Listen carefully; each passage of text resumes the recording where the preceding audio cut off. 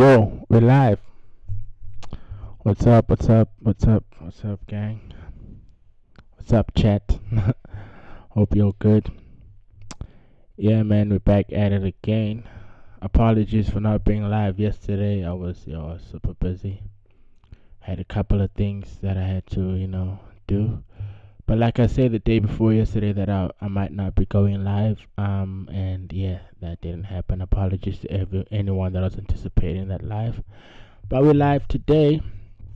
Heads up, I won't be going live tomorrow. I don't go live on Fridays, Saturdays, Sundays. But yeah, I might start going live for other reasons besides hip hop, you feel me, which is gaming. Because I love playing games, like games, you feel me. So like I'm gonna start streaming that too. But yeah, nonetheless, like I said, recently, the day before yesterday, that before we get into the album, the BE.U.Til.Full album, I'ma play y'all like, what can I say, stuff that inspired me to think the way I think, or you know what I mean. Like, what can I say? How can I put? I don't know how to put it, man. But like, I'ma play y'all a few stuff that led me to where I'm at right now. You feel me? And a lot of people that know me would tell you that I'm a student. You feel me? At first, like I study the rap game. I study history. You feel me? Before we used to do the freestyles. You know what I mean? Chilling in a group doing freestyles. Before that, we used to link up and talk about the history. You feel me? The history of South Africa, Africa as a whole, the history of America, all that stuff. So I'm a student at first, man, and also a student of life. I studied a lot of things, sacred knowledge. I've studied a lot of what can I say, hidden knowledge. I've studied a lot of religions and all that. I'm 100% Christian. I'm Christian, but I studied other religions because they're all entwined and linked. You feel me? Somehow, some way. And one thing I noticed the other day, I was having a debate with the Muslim dude. You feel me? And he was like, "Yo, Christians are this, Christians are that, and all that." And I was like, "Yo, but where do you get your knowledge from about Christian?" And then he showed me Facebook, a couple of priests that he saw on television, and I was like, "You see, that's the problem. Because if you were getting your knowledge from a true Christian, then you wouldn't see no problems." You feel me? And that's one thing I've noticed about hip hop. Where I'm from, when I was growing up, hip hop was looked down at. You feel me? Because the type of hip hop that they were getting exposed to was not, in my opinion, the true hip hop. And most people don't understand hip hop because of the knowledge that they you know what I mean, that they attain, or the information that they get. You feel me? So I decided that today, before we hop into my album or anything like that, I'm gonna give y'all a little background on hip hop itself. You feel me? Where it all began, what it stands for. You feel me? And there's no other better teacher than KRS-One, in my understanding, in my belief, when it comes to hip hop. KRS-One understands hip hop to the highest level, in my opinion. And I've been watching this, especially the video I'm about to play you right now. I watch it every year, at least 3 times a year. You feel me? So this is gonna be the first time for the year, and I thought, okay, let's do it together, so that y'all can have a true understanding of hip hop, in order for y'all to get to understand what I do. You feel me? So I'm not gonna waste much of your time, man. Let's not waste much of your time, because the video is about 2 hours long. So I hope y'all got your popcorns ready. I hope y'all got enough Wi-Fi, internet access, because this is gonna be one beautiful experience. Trust me. If you're interested in hip hop, or if you are an artist, a hip hop artist, not just an artist, if you're just interested in life alone, this video that I'm about to play for you right now It's going to give you a beautiful enlightenment on life itself, and then you'll get to also understand hip hop and what it truly is about. You feel me? Okay, I thought my flag was falling, but anyway, let's get straight to it, man. Oh, by the way, I didn't do no introductions. For those that don't know, I go by the name of Nash, and that's Nash underscore Gate. I'm a hip hop artist. Yeah, man, and I do this for a living. For those that want to know more about my music and all that, please check out my previous lives. My lives, you'll see them. They're everywhere, man. Just check them out. Start from the bottom and get to where we are right now. You get a better understanding of me and my music. If you wanna listen to my music, that's Nash underscore Gate. YouTube is the best experience in my opinion because I got a lot of videos, a lot of visuals.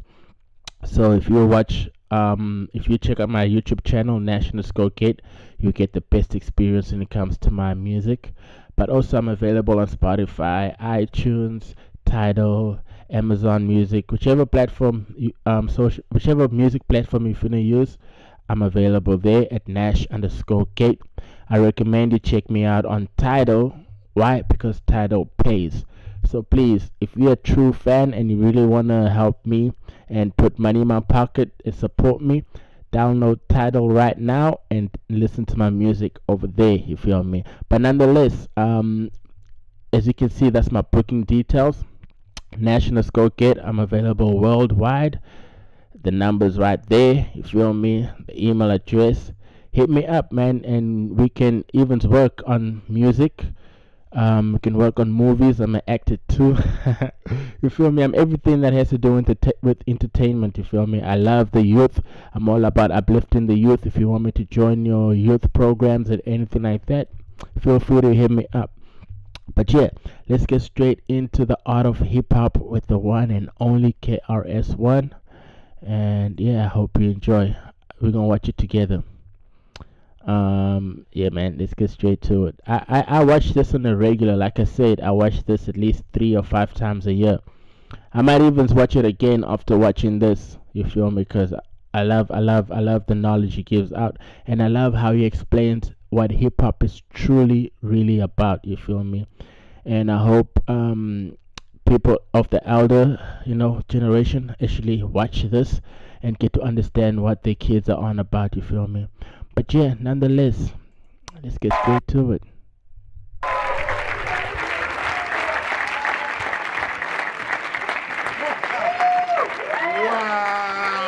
Wow.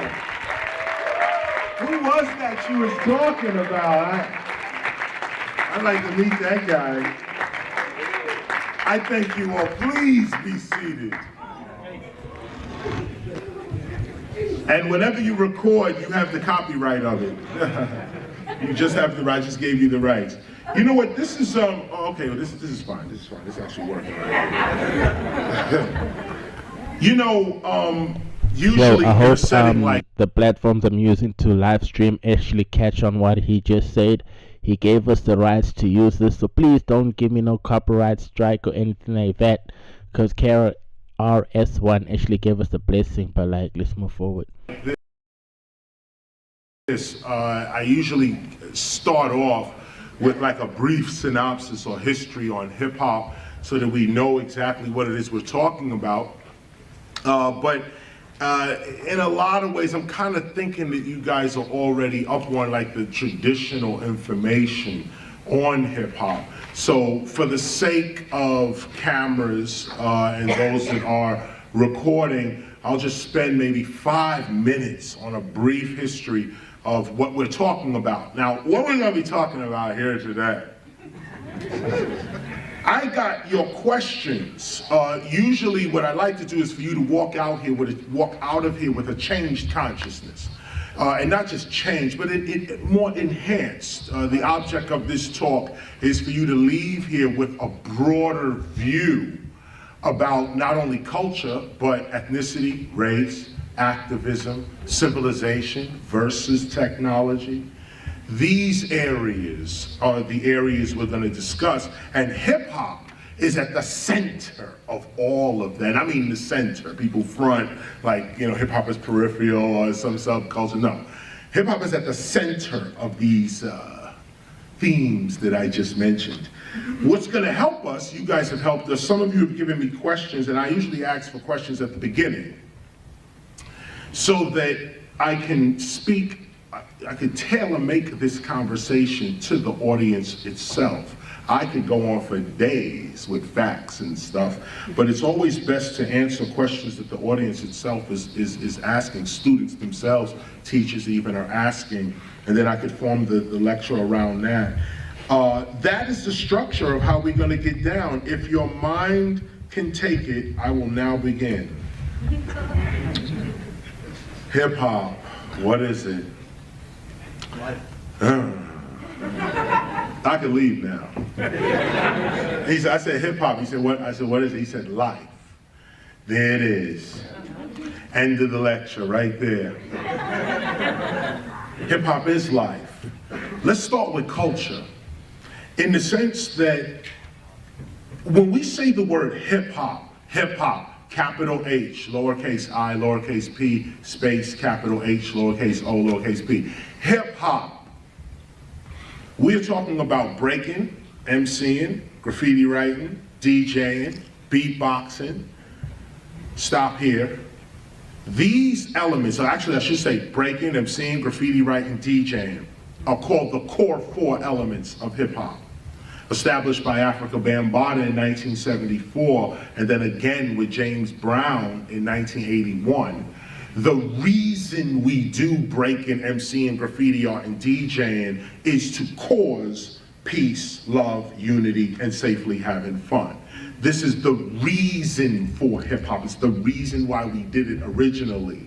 We were growing up in the 70s in a time where our self-expression was being ignored by the mainstream. We weren't in television, we were nowhere in magazines, nowhere in media, nowhere in education, nowhere in even justice and things like medicine and like that. Like hip hop was like, what you see today, hip hop is everywhere. Imagine the complete opposite in 1973. Hip hop is nowhere.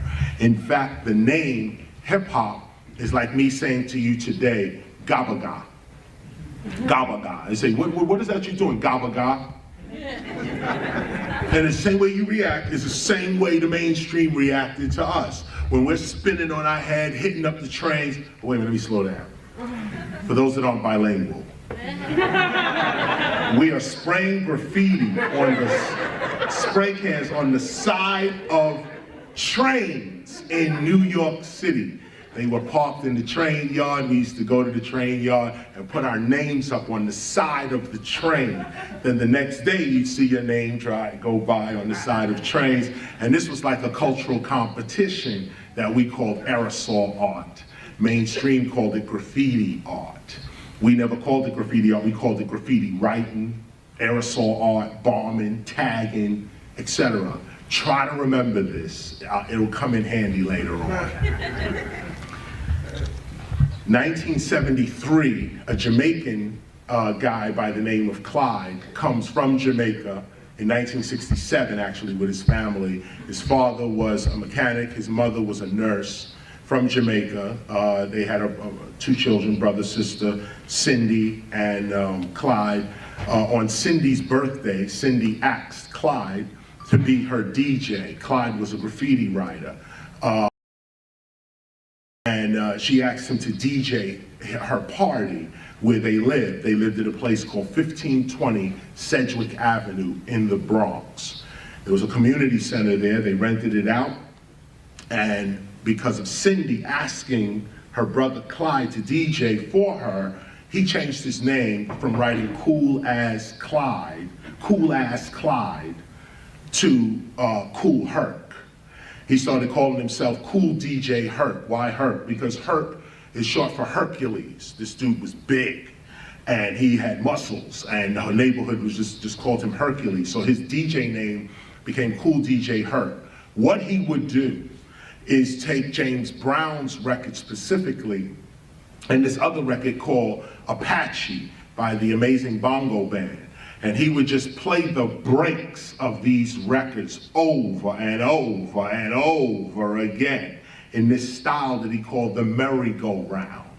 And the merry-go-round was a mixture of Jamaican-style DJing. See, let me go back, make sure you got this. In Jamaica, there's a thing called sound systems. And these sound systems are DJs with their own sound system, speakers, amps, etc. They would come out in a big yard, even bigger than this, and they would set up their sound system and play reggae music. Now they would play the regular reggae of the day, but then if you flip the record over, there was something called a version. And the version was the instrumental of that record. They'd flip the record over and some other dude would come and start saying anything to the crowd to get the crowd riled up. The selector, which is what you call a DJ today, was called a selector. This person would be using the mixer to throw the music in. So if the music went ba ba ba ba ba ba ba ba boom, ba ba ba ba ba ba ba ba ba ba, if it went like that, he would take the mixer and go boom, boom, boom, boom, boom, boom, boom, boom. He wouldn't let the music go boom, boom, boom, boom, boom. He wouldn't let it do that. Now, Kool Herc brings that to the United States. His sister's party begins. August 11, 1973, 9 o'clock in the afternoon, in the evening, for 25 cents, hip hop began. Kool Herc started playing the breaks of records. Now, how do I know this? Because I street. In 1973, I was 8 years old and I lived across the street. I was there in 1600 Sedgwick Avenue in the Bronx. Kool Herc lived at 1520 Sedgwick Avenue, and I could see his building from my window. Now, he threw his party, but I couldn't get in. I was too young, and I couldn't afford it. It was 25 cents to get in. Big money in those days. Couldn't afford it. So Kool Herc started doing these parties every weekend. The first one was great. He made some money. He said, let me do this again, and again, and again. The parties got so big that he had to take them outside. That's when little guys like me got a chance to join in on this new thing that they called the jam. It was just called a jam. No flyers, nothing. It was just called a jam. Funky drummer, something. A 1, 2, 3, 4, hit it. Boom, boom. And you just look out your window, you listen, you say, that sounds like it's coming from 123 Park. Or no, that sounds like it's coming from Wingate Park. No. And then you'd have to walk around the neighborhood and find where the sound was coming from. This is the early days of hip hop. In that time, we're all dressing like Bruce Lee. Laugh if you want to. Just a side note, for those that actually want to have a beautiful experience of what he's talking about right now, there's actually a Netflix series called The Get Down. So The Get Down depicts what he's saying in a very beautiful manner, you feel me? And you actually feel like you're there at that time. So if you do have time on your hands, do check out The Get Down. It's on Netflix. I hope it's still there. But like, do check it out, The Get Down, and you'll get to experience exactly what he's talking about. Everybody in early hip hop in the Bronx was Bruce Lee. Everybody. 1973, it's very hard. First of all, Bruce Lee was not just a kung fu martial artist to the hood, to the Bronx ghetto. He was more like a mythical hero, and the reason being is because, first of all, he knew kung fu, and that just went over well with every kid in urban areas, and he just did it like that. Bruce Lee also, if you look at his movies, there's one called Enter the Dragon, 1973. And at the beginning of Enter the Dragon, they have a golden issue series that they put out right now. But at the beginning of Enter the Dragon, there's a dialogue between Bruce Lee and a Shaolin monk, a teacher actually, a priest. And Bruce Lee's getting ready to leave the Shaolin Temple, and he's asking him things like, you know, what is the greatest crime? And to not be true to yourself. And well, what is the punishment of a traitor? Death. What is the, and he goes on and on with this. They cut that out of the movie.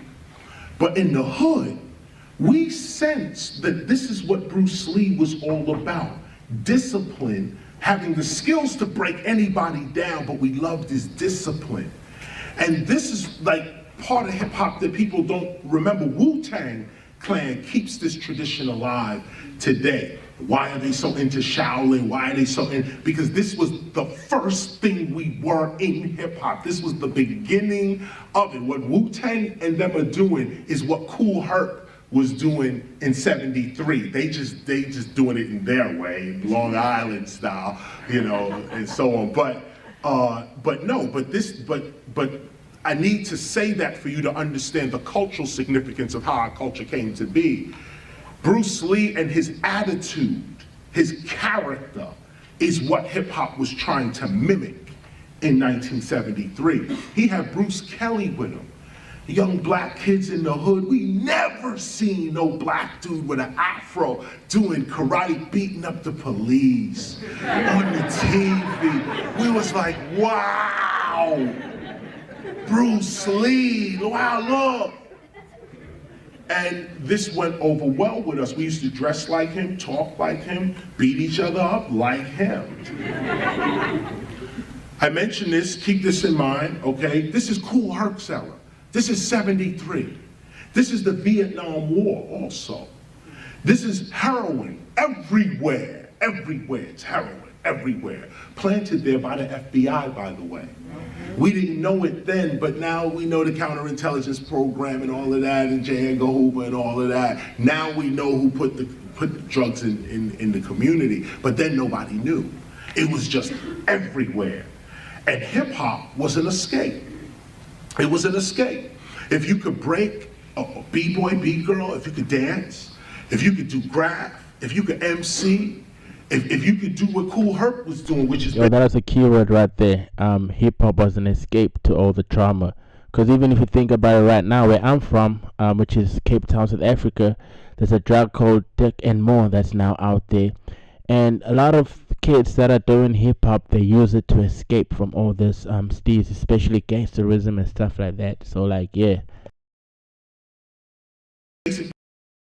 Lifting the needle up, dropping it again at the front of the break. 1, 2, 3, 4, hit it. Boom, boom, bop, boom, boom, boom, boom, boom, boom. 1, 2, 3, 4. 1, 2, 3. Needle dropping. That's what he used to do back in the days. And that was the first break. That was the first, what we call cutting and scratching today. That was the first type of it. The first type of loop was a human being doing it with his hand on a turntable.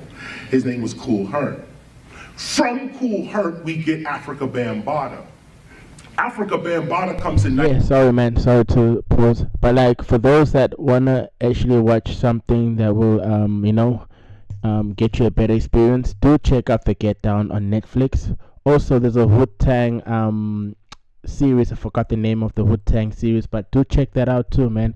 And you'll get to understand more about what KRS-One is talking about right now. 1974 with Zulu Nation. He started something called the Organization first, then jumped into Zulu Nation. Why? He was, first of all, I'll spare you his history. You go online and see his whole history, the transformation from gang leader to cultural leader, his trip to Africa, how he got his name, what his name means. All that's online. There's tons of books on it. I'm speeding up. 1974, Africa Bambaataa comes out with Zulu Nation. And Zulu Nation, like I said before, are the ones that established hip-hop as a culture, as something we was gonna live our lives by. How did this happen? Africa Bambaataa was a visionary. He saw what hip-hop was back in '74. And he told all the gangs in New York, listen, the more we shooting, robbing, and stealing and killing each other, none of us are gonna be anything, when none of us are gonna go anywhere. Everyone agreed. And they formed a new thing called Zulu Nation, Within Zulu Nation, which is all these gang members that just put down the rag, put down the gun, and they said, we're gonna do something positive. The whole city of New York, if you could just imagine that for a minute. Thousands of people that were part of different gangs fighting each other. This dude, Africa Bambaataa, comes up and says, we have a new plan. You could change your life by becoming an MC, a DJ, a b-boy, a graph writer, and so on, and you don't have to die in the street. All the gang members said, yes, we're doing this. At the same time, there's a guy named Lovebug Starsky, a DJ, part of Zulu Nation. He starts calling the movement hip hop. He starts putting it in his rhymes, hip hop, hip hop. He starts saying it like that. Then this is what Africa Bambaataa then took from Lovebug Starsky. He kept saying it in his rhymes and so on. And Africa Bambaataa said that's what the name of this is called, hip hop. Yeah, that's true history right there. What is this called? Hip hop. Breaking them, seeing graffiti or DJing. What is this called? Hip hop. Now, what's interesting about hip hop is that it matches nature identically. We keep thinking of hip hop as a music genre. And okay, so now we're about to get deep. Now we're about to get really deep on hip hop itself. You feel me? Right now you need to, like, if you kind of sleeping or sleepy or whatever, grab some coffee. If you are watching this with your two eyes, let's open up our third eye right now and try to understand, or not even try, let's understand what KRS-One is saying right now. Hip hop, lowercase h, lowercase I, lowercase p, space or dash, lowercase h, lowercase o, lowercase p. That's the music genre. Anytime you're spelling hip hop, spell it with a capital H, two capital H's, because it's the name of a culture. Most of the magazines today, when you talk about what can we do in terms of activism with hip hop, spell it with a capital H, just something little just like that. When you become the editors of magazines or the executives of television shows where hip hop has to be spelled a certain way, always spell it with a capital H. It'll show other intellectuals and cultural studies students that you care about this as a culture. Those that don't care about hip hop as a culture and keep it as a music genre, they spell it in lowercase letters. Source Magazine, XXL, Rolling Stone Vibe, MTV, etc. All of that is hip hop in lowercase letters. Anytime you see something scholarly done on hip hop, hip hop will be capital H, lowercase I, lowercase p, space, capital H, lowercase o, lowercase p. So Africa Bambaataa turns this into a culture by adding principles. Peace, love, unity, and safely having fun. That's why we break, MC, graffiti write, DJ. This is the reason for it. Now, if you're not seeking peace, love, unity, and joy, there's no reason to be rapping, breaking, graffiti writing, DJing. There's no reason for it. This is what's going on today. I'm sorry to say, a lot of the guys that you see or hear about, or see on television, hear about on the radio, they have no reason to rap. This is what begins the laws right here. This is what begins the cultural laws. Back in the days, people used to request that you rap. You'd be that dude walking down the street and somebody says, yo, kick a rhyme. And you could be in the bread and cheese aisle of Ralph's somewhere. Yo, spit your rhyme, and it has to come out right there. That guy was always requested to rhyme. Requested to rhyme. Today, rappers are not requested to rhyme. They're forcing their rhymes on you. You're not asking them to rap for you. Yeah, that's why most people. And it's not that's even why them, most really. of these rappers feel entitled to, like, you know what I mean, buy streams, boost their stuff, because they forcing themselves on people, and that's why most music sound alike. You feel me? But anyway, KRS-One, let's go. Your promotions team that's really pushing the music for a profit. But this, of course, brings us away from the cultural aspects. Let me come back to them. I'm talking about the cultural mechanics of hip hop in its early days. Let me jump from this. You get the point on this. Let me continue after Africa Bambaataa. Grandmaster Flash is who I want to come to. Because this is what I mean about hip hop matching nature. This genius, we call him Grandmaster Flash. His name is Gordon Williams. He was first called DJ Flash. He took his name from Flash Gordon. He used to be a comic book strip, some dude fast, run around. He could run fast. His name was Flash Gordon. He was running around saving people. He took his name from that. His name's Gordon Williams, so he called himself Flash Gordon because he's the fastest DJ. But what he was doing was taking the techniques of Africa Bambaataa and Kool Herc and just modifying them, the same needle dropping, blending of music, mixing music with 2 different turntables and that kind of thing. But here's the genius. Gordon Williams is a certified electrician. Start, before DJ. He's a certified electrician and he can't get a job. This is some more cultural. This is cultural hip hop right here. The people who invented hip hop, Africa Bambaataa, or I should say put it in order, Kool Herc, Africa Bambaataa, Grandmaster Flash. Stop there. These 3 people, and all the people that they inspired, could have done anything with their life, with their mind, with their talent. Many of us were doctors, many of us were lawyers, engineers, many of us were entrepreneurs and so on, but the racist society that we were living in at the time would not allow any African American free entrance into any mainstream institution in the United States. You don't live in this reality here today. It's still floating around, but not to the degree it was in the 70s. Sure, there were black intellectuals, black doctors, of course, but they were classed as like the exception. You know, ooh, look, a black doctor, that kind of thing. This was, you know, everybody else who wanted to study medicine or law or engineering or something like that, you were literally discouraged from it. So you look at a person like Kool Herc, he's a car mechanic. Herc has the abilities to break down a car, build cars, but he couldn't get a job like that, so he became a DJ. Yeah, to all my South African people, you guys understand? I know y'all understand what he's saying on 100,000%, because like this is exactly what's happening right now. It's funny how history repeats itself. This is exactly what's happening right now. You feel me? The kids have college degrees but can't seem to get a simple job. You feel me? Like there's a lot of talent in Africa, but poverty still hinders us. You feel me? But like anyway, let's continue. Is a writer, journalist.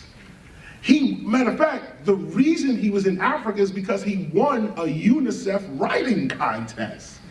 Gang member, head of the biggest gang in New York, took up a writing contest and won it. I mean, these people are amazing people.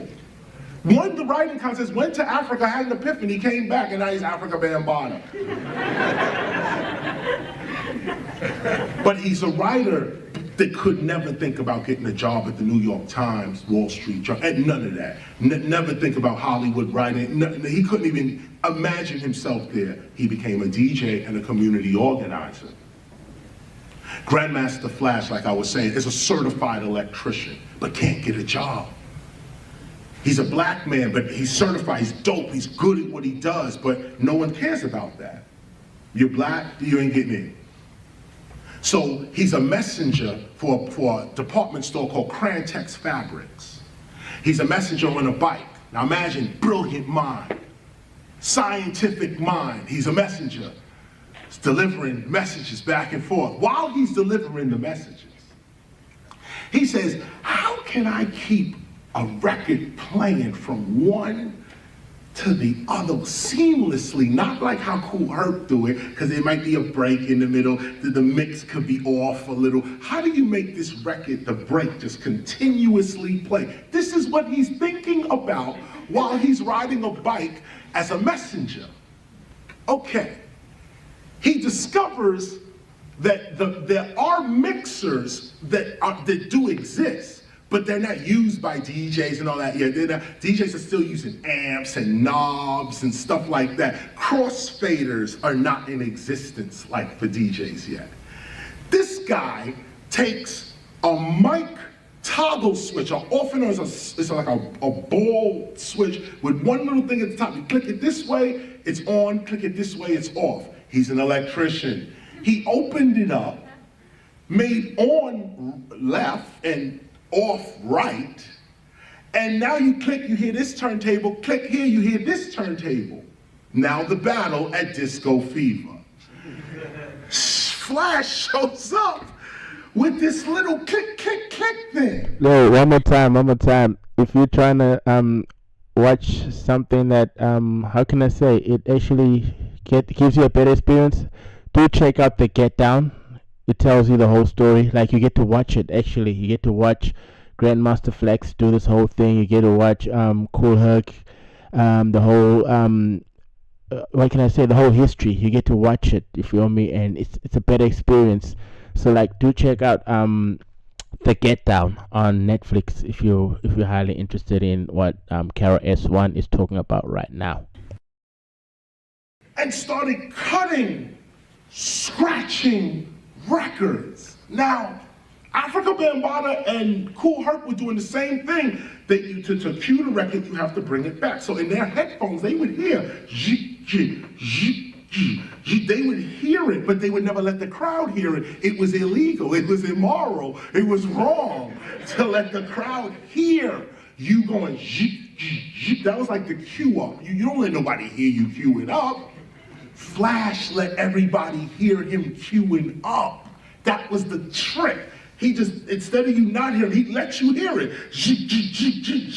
Boom. And you would be like, wow. Now imagine this.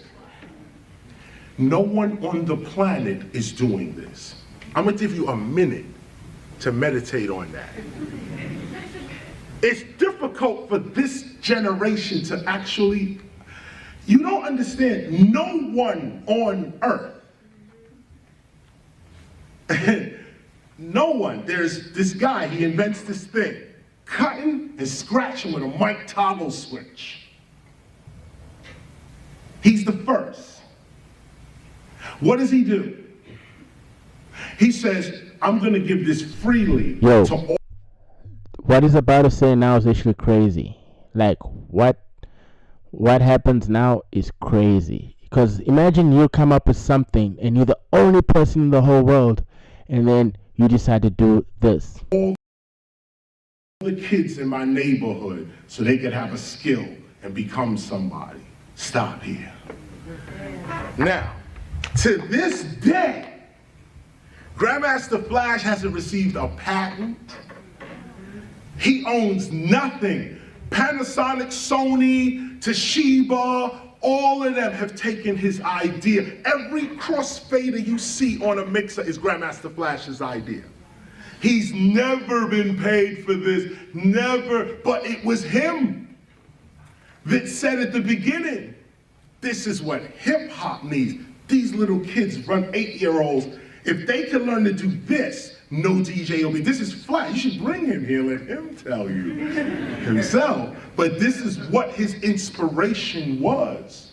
Give it to the community and let them have it, and we'll all grow on that. Same thing with Africa Bambaataa.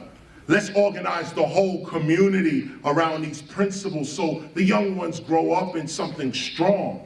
Same thing with Cool DJ Herc. Brought his party outside. Little guys like me get a chance to get in. Now, 1979. Hip hop splits. A group by the name of the Cold Crush Brothers. The Cold Crush Brothers. Huge. One of the first MC groups to unite in probably the first MC group, the Cold Crush Brothers. A lot of routines, all of Run DMC's routines, LL Cool J's routines, all that Cold Crush Brothers. Everybody in Sugar Hill, early days, Sugar Hill Records, Cold Crush Brothers. Treacherous 3, Cold Crush Brothers. Everybody, Funky 4+1 More, Sequence, all of that was influenced by Cold Crush Brothers.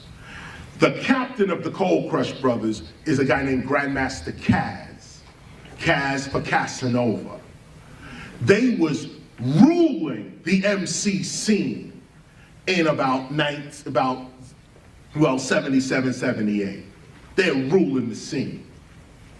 Flash is the newest DJ. He's now Grandmaster Flash. And he's teaching everybody how to cut, mix, and scratch. Now other DJs are coming up. Grand Mixer DST and, oh man, I could go on and on. But anyway, all these DJs start learning Flash's technique of cutting, mixing, and scratching. Now, Cold Crush, this guy, Grandmaster Casanova, there's a group called the Casanovas. He was part of it, they called him Casanova. His name was Kaz. Kaz had a manager called Big Bank Hank.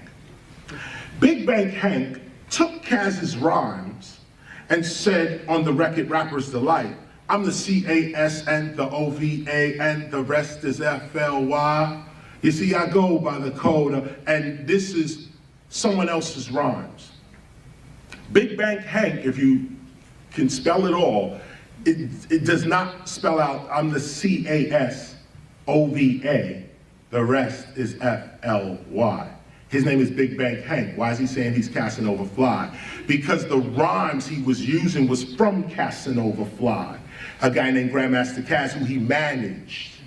He heard him say the rhymes, took the rhymes, and made this record called Rapper's Delight. Now the other guys, Master G and Big Bank Hank, supposedly wrote their rhymes.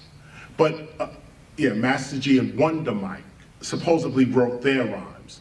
Big Bank Hank, part of his rhymes, a big portion of his rhyme, came from Grandmaster Kaz. When the record blew up, sold 2 million records out the box, rap was on the scene at that minute. We was rapping since 1973, even before that, but the rap we do today is from 73. 79 comes, now America gets to hear rap. Rap. Guess what? America, we love you. There's a rock and a roll with a summer soul. You can rock till you're 101 years old. Rapper's Delight comes out. Here's where the culture splits. One part of the culture went corporate. That's Rapper's Delight, Sugar Hill Records. A young intern at Sugar Hill Records named Russell Simmons would leave Sugar Hill and start Def Jam. That would start corporate hip hop for the rest of our lives. Those that were true to Kool Herc, Africa Bambaataa, Grandmaster Flash stayed cultural. We got labeled underground. In that, when it split in 79, everybody started chasing the money. Money was coming in, and we was broke and poor. Like I said, 25 cents was too much. Now here comes record labels. First it was the independents. Little guys coming in trying to hustle, make a little dollar here and there. Some made some records, but nothing like Rappers. When Rapper's Delight jumped off, major independents started coming in the hood and looking around for who could rap. The first guys they came to was Cold Crush, Treacherous 3, all the Sugar Hill label. All of those groups said, Africa Bambaataa already told us that y'all were coming. We're keeping this culture to ourselves. We're gonna build our own labels, we're gonna do our own thing, y'all could go ahead. This was Africa Bambaataa telling us, we're gonna get big, and when we do, we can't sell out. First thing dudes did when they got big, sold completely out. And let me say this, and let me use this word correctly. It's not a sellout. I want you to really see the times we're living in. We're broke and starving. I mean, Yeah, they were hungry, literally. man. Like, I kind of understand like what the people are going through. But if you look at hip hop right now, those that are really really making money and have a lot of money, 50 Cent and all those, like they own their masters, they own their own labels. You feel me? So yeah, man. Sometimes you just have to, stay hungry for a little longer. You feel me? But like, yeah. The poverty is incredible, okay? Our parents are struggling, everybody's struggling. And all you doing is rapping. Yeah, I'm this, I'm that, I'm da-da-da-da.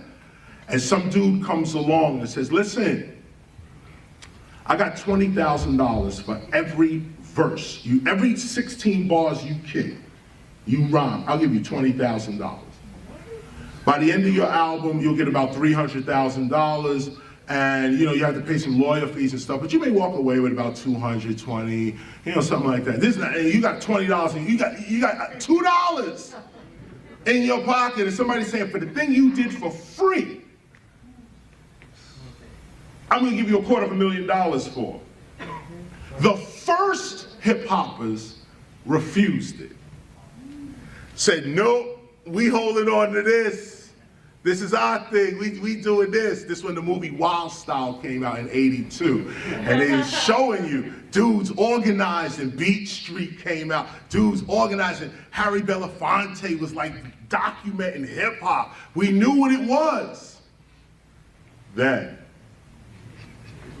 Actually in '81, a friend of mine, I have to say a friend because he is, but a guy by the name of Curtis Blow was the first one to sign to Mercury Records, 1981. Put out a record called These Are the Breaks. Funny how culture works. These are the breaks! And that is when hip hop broke. Curtis Blow, who is one of the biggest artists of our time on the street, when he signed to Mercury, the floodgates were open. He signed to Mercury, and These Are the Breaks, and the record blew up. So everybody, Mercury was just signing people. Then other little labels came along, and they wouldn't come to Africa Bambaataa. They wouldn't come to Kool Herc. They wouldn't come to Flash and Melly Mel. I didn't even get into Melly Mel. Keith Cowboy from the Furious Five, where you get Say Ho, that comes from Keith Cowboy. Like a dude made that up. I didn't even get into Yeah, for those that want to check out, those that want to get deeper in what he's talking about, like I said before, check out The Get Down on Netflix. It gives you a lot of history on hip hop, and it's a bit more accurate than most of the other series and stuff that you'll find. All of them refused to sign with the mainstream. Curtis Blow signed. When he signed, a lot of other dudes said, well, we have to sign now because he's gonna represent all of hip hop to all of America. So other dudes started signing with their own take on hip hop. We gonna keep it real for Kool Herc. We gonna keep it real with this cash. Oh, we gonna get these girls. Oh, I'm gonna buy this big house. Everybody had their vision of what hip hop was supposed to be because the mainstream came in and started giving power to worthless people. The community had people in it that, and I say there's no such thing as a worthless person, but understand what I'm saying here. Some of us actually had the talent and others of us did not. The record companies came in and paid the ones that didn't have the talent, because the ones that did would not give it to them. So they paid the ones that didn't have the talent but was willing to mimic and imitate the originals. This is why, with all due respect, Jam Master Jay, you know I love you, Run DMC, they got everything from Cold Crush. They'll tell you, that's why I'm saying it here with respect. They watched the Cold Crush, but Russell signed them, not the Cold Crush. So they doing these routines, and there's real dudes in the hood that's making these routines up and got hood credibility. But the mainstream don't care about them. They just want anybody who will mimic them for commercial means. Like no culture on it, no principles on it, nothing. Just come on and make this money. We're all broken, we're starving, so mad people went in to get the money. It worked. Hip hop became rich. And I mean rich, not wealthy. Wealthy has more to do with well-being, health, which includes money and resources. I'm just talking about money and resources. No health, no principles, nothing. It's about 1983, Run DMC is now out, huge rap group. Bigger than anybody today. Jay-Z, again, with much respect to him, he's nowhere near what Run DMC was. Nowhere near it. He got his lane, he's doing his thing, no doubt. Lil Wayne, all of them, they all got their lane. But if you can imagine a time when rap music did not exist in the world, and the first dudes to step up and spit they rhyme. And for the first time, America's hearing it, Germany's hearing it, Africa's hearing it. In fact, the only reason hip hop is in the world is because of Africa Bambaataa. He was the first guy in '82 to tour the world. Thank God for that. Zulu Nation toured the world in '82. They put a record out called Planet Rock. And Planet Rock took them around the globe, and everywhere they went, they set up chapters. And to this day, there's Zulu Nation chapters all over the world teaching real hip hop. This is how the culture stayed intact. Because BAM went around teaching it, telling the Chinese, telling the Japanese, telling the Koreans, telling the Nigerians, Zulus, South Africans, Australians, all of that. He's telling everybody, this is hip hop, breaking, MCing, graffiti, or DJing. And why do we do it? For peace, love, unity, and safely having fun. Now let's get the battle started. And dudes would just come out and give their soul. Now that soul got captured on a contract. And when you are selling your art, you're selling your soul. Let's make no mistake about it. Artists have to sell their art to live and eat. So be very careful where you sell portions of your soul. Take notes, take notes. The soul is infinite. The soul is infinite. You have a lot of soul to give. But the soul has rules. And the rule of the soul is, whatever the soul touches, touches it. So whatever you sell your soul to, make sure you want to touch it. Make sure you want that as part of your life. Life, not your month, your week, your day, your life. Many of us looked at it this way from the early days. Early days. We stay on my breed of hip-hopper is from Kool Herc, Africa Bambaataa, Grandmaster Flash. This is the line that I come from.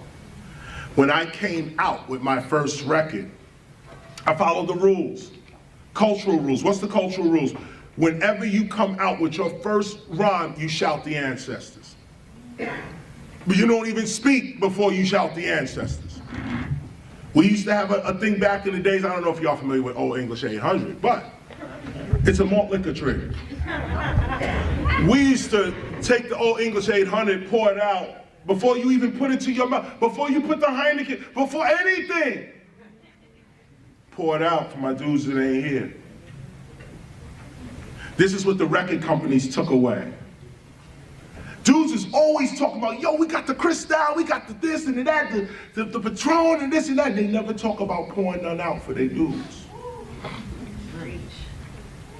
They drinking it all for themselves. Never once do you say, yeah, I got the Patron, but this goes out for my dude right here, now let me start. These were cultural rules that we had that protected you from corporate life. Africa Bambaataa then, I'm speeding up, 1987. Africa Bambaataa has a meeting at Latin Quarters. He brought all the top rappers together. By this time, we all had now put out records. We're battling now. It's all a battle now because now corporate hip hop or corporate rap is trying to take over the image of cultural hip hop. This is back in like 84, 85. It's getting real comical. Hip hop is getting real comical. And the streets is like, where's us? Where we at? And our representation looks real comical. Africa Bambaataa had a meeting in 87 and he said, we need to organize and unionize hip hop. We need to come together and make ourselves a global culture. 1987 he said that. I took his cue from there. And it was, actually I remember talking to Heavy D, rest in peace. Heavy D was at the meeting as well. And he came through and I was like, yo, here's what we need to do. Stop the violence movement.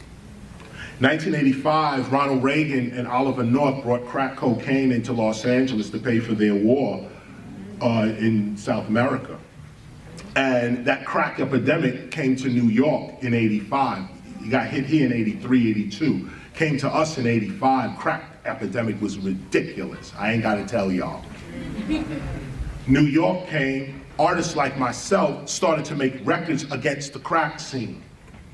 But the crack scene, the suppliers of crack cocaine were also the record companies themselves. We didn't know that MCA was part of Seagram's and Gin. Got caught up in money laundering scandals and all of that type of stuff. We didn't know that. We didn't know RCA made warheads. You know, we're rapping for RCA and they're taking our money and making warheads to bomb Iraq. You know, the funny thing is, even in the hip hop scene, like you'll see that a lot of hip hop artists at they shows, they're the ones that are selling the stuff to the kids, to the youth, you feel me, as extra cash. But yeah, man, just a little side note to the fact that history repeats itself, man. It's the same thing, it's the same cycle. Well, we didn't know. We just jumped in. Why? Because we're fighting each other. Why? Because we divided ourselves. Why? Because we were desperate and broke. Why? Because we had no parents. Why? Because they had no parents. Why? Because we were terrorized. Why? Because we were rich. Only rich people can be turned poor. Always remember that. Only rich people can be turned poor. Why? No human being on the earth is poor. Why are there groups of poverty, people in poverty? Why? This is a design. And a lot of us play games with it. A lot of intellectuals play games with it. Street dudes don't play games with this. But a lot of intellectuals play games where we write books, we do this and. But at the end of the day, the problem still remains. What's the problem? White racism. That's the problem. Even white people are affected. Big up to all the abolitionists that fought for my freedom, the early part of this country. White people helping Harriet Tubman on the Underground Railroad. Run that word again, underground. What was above ground? Free blacks? What was it? Underground Railroad. Underground because you wasn't supposed to see it. It was secret. We get this image of Harriet Tubman in the dark with the lantern. No, it was white families all along the trail. Blacks didn't own those homes. We were slaves. Yeah, the funny thing is, in South Africa, our history is but similar to the American history. If you look at everything he's saying, it's what we went through from like 94 till now. Because like even now, there's a lot of stuff that he's talking about that we are going through as we speak. You feel me? So like their history is also kind of our present time. Even during apartheid, we had the same thing going on in South Africa. You feel me? Of course, there were some free blacks. Of course, they were part of the abolitionist movement. Many free blacks and freed blacks were part of that. But they're fighting for their own freedom. We're fighting for our own freedom. What does it mean for another race of people to fight for your freedom? That's real black history. We could talk all day about our own history. Sure, we should know it by now. But what about the white folk that gave up their lives, was lynched right along with the black people for black freedom? What about that?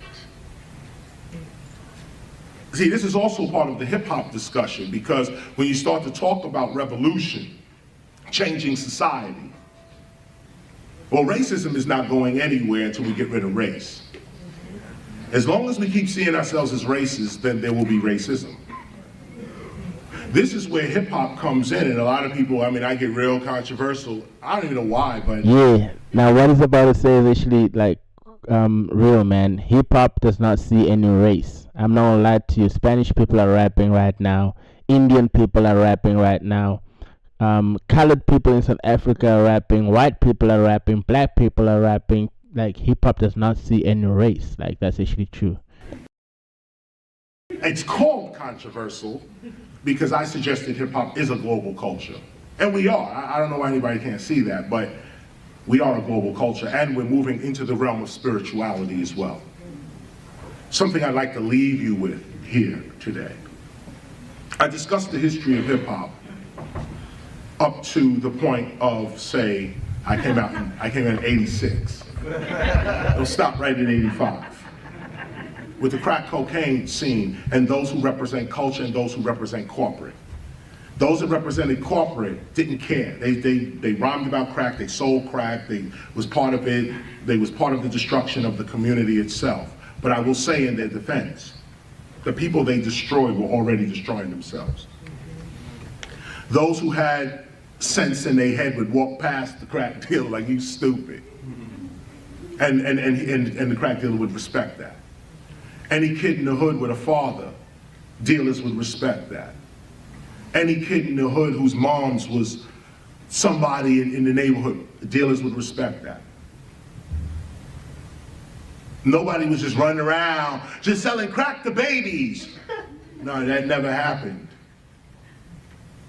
What happened was it was a systematic ethnic cleansing of the African American and Latino community. Systematic ethnic cleansing in the United States.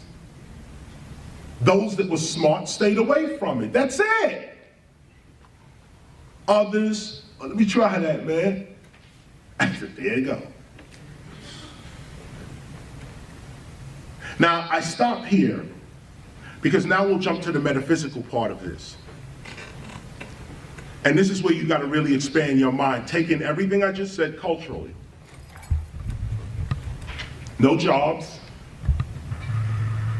We're brilliant in terms of academics, we think, we're intellectuals, critical thinkers at that, but no one cares in the society. So much for education, so much for intellect, so much for awareness. And you should think about this. It doesn't matter how much you know. If the environment in which you live is trying to reject you, that's the issue. This is the issue. And this is what happened. Mainstream rejected us. Because our parents, some of our parents, were trained by the mainstream, they rejected us too. Sad to say, not everybody. MC Lyte has brilliant parents. Queen Latifah has brilliant parents. Their mothers, Lauryn Hill, mom's always with her. But the majority. When hip hop was coming up, don't touch my turntable, you're gonna scratch my record. Turn that noise off. Some of the greatest MCs rhyming in their bathroom, their father kicking the door. Did you do your homework? Homework? I'm spitting the next ticket out the ghetto. And you telling me about homework. This is what we were up against in these days. I bring this because now the metaphysical. Or should I say, well, metaphysica. Beyond the physics. Beyond the physics, beyond physical. That's what it is today. In Aristotle's time, it was beyond the physics. He had 13 books on natural science. And because this last book had no title, they named it the After Physics. Metaphysica. Metaphysics, the after physics, after Aristotle's 13 books on natural science, physics. What metaphysics has now become is a science that includes a whole host of mind sciences. And I mentioned that just to put a disclaimer at the top. The type of metaphysics I study would be called medunetia. It is not Western metaphysics. It is not even, medunetia comes from the Egyptians. It's actually an Egyptian system of spirituality that deals with words, deals with divine speech. And the reason I even look at that and say, well, it's not even that, is because my perspective is hip hop. And what I've realized is that hip hop is African American enlightenment. And a lot of, it's really human enlightenment, but specifically for African Americans, it's African American enlightenment. Meaning that, first let's talk about this called intuit knowing. I-N-T-U-I-T. Intuit knowing. This is the knowledge you was born with. This is, some people call it genetic memory. This is the knowledge you was born with. This is the knowledge that nature hands you at the time of your birth. This is the knowledge that colonialism is trying to take from you. Understand the game. The game is, you are born perfect, but you enter Yo, there's a lot of esoteric knowledge that is about to talk about. It's nothing that you'll find in your school books or anything like that. Let me think of one book that you can check out.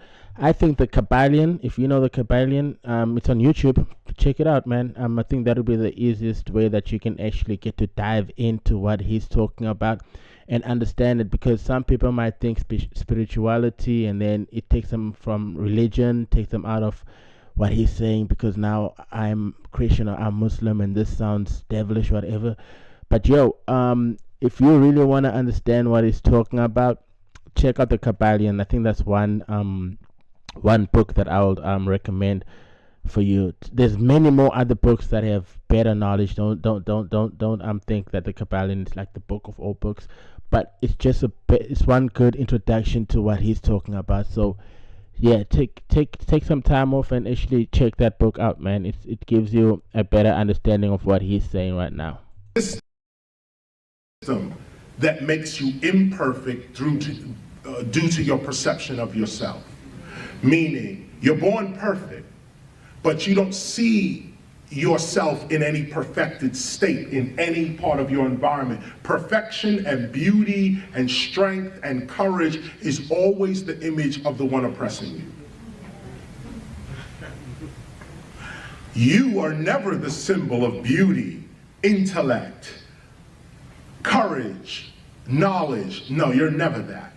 What you have to do is put yourself aside and assimilate to a make-believe white mainstream reality, white people included. Some people call this white supremacy. That's incorrect.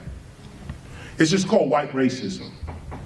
Because white supremacy, usually when you say white supremacy, you think white people above other races, or using that as a reason for lynchings and beatings and kidnappings and burnings. When you think white supremacy, you think violence, you think the Ku Klux Klan, you think that. But the question for real intellectuals is, how is that supreme? The term is incorrect, white supremacy. No, white supremacy is love, justice, knowledge, mercy, compassion. That is white supremacy. To be a supreme anything, you cannot be against nature. To be a supreme anything, the more in harmony you are with the universe, the more supreme you become.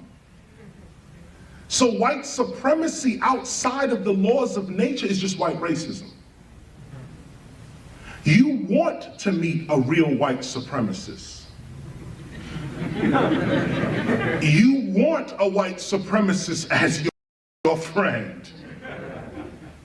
And I must admit, even though they will not admit this of themselves, but I've met some white supremacists in my day.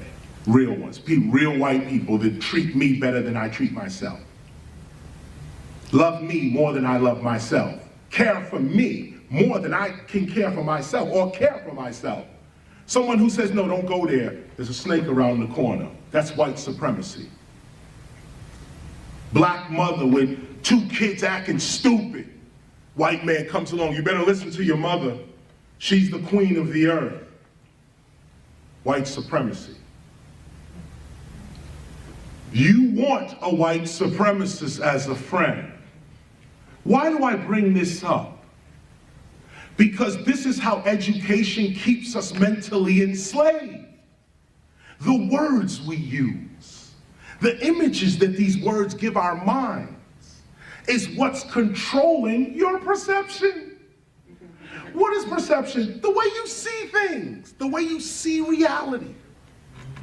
If a painter was to walk in this room right now, the painter would see all kinds of stuff.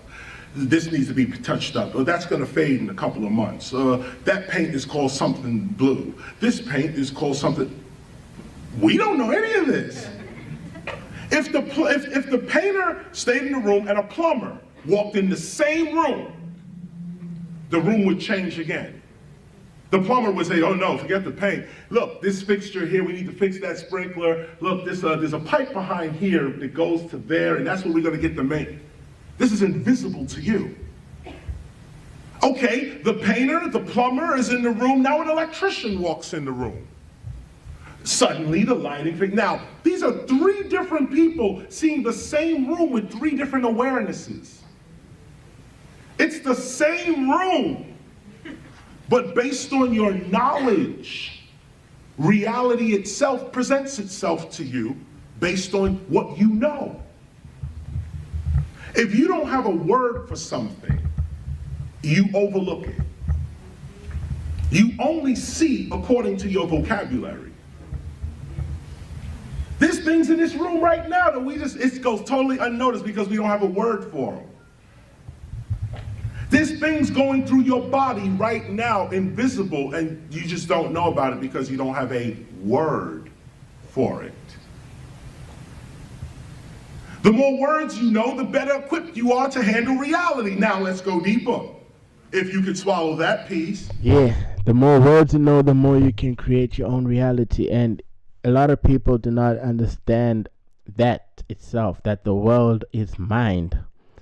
You feel me? And what he's talking about is esoteric knowledge. You feel me? This is knowledge that you have to dig deep and find yourself. This is not found. You won't find people just blapping about it, or you won't find this at schools or anything like that.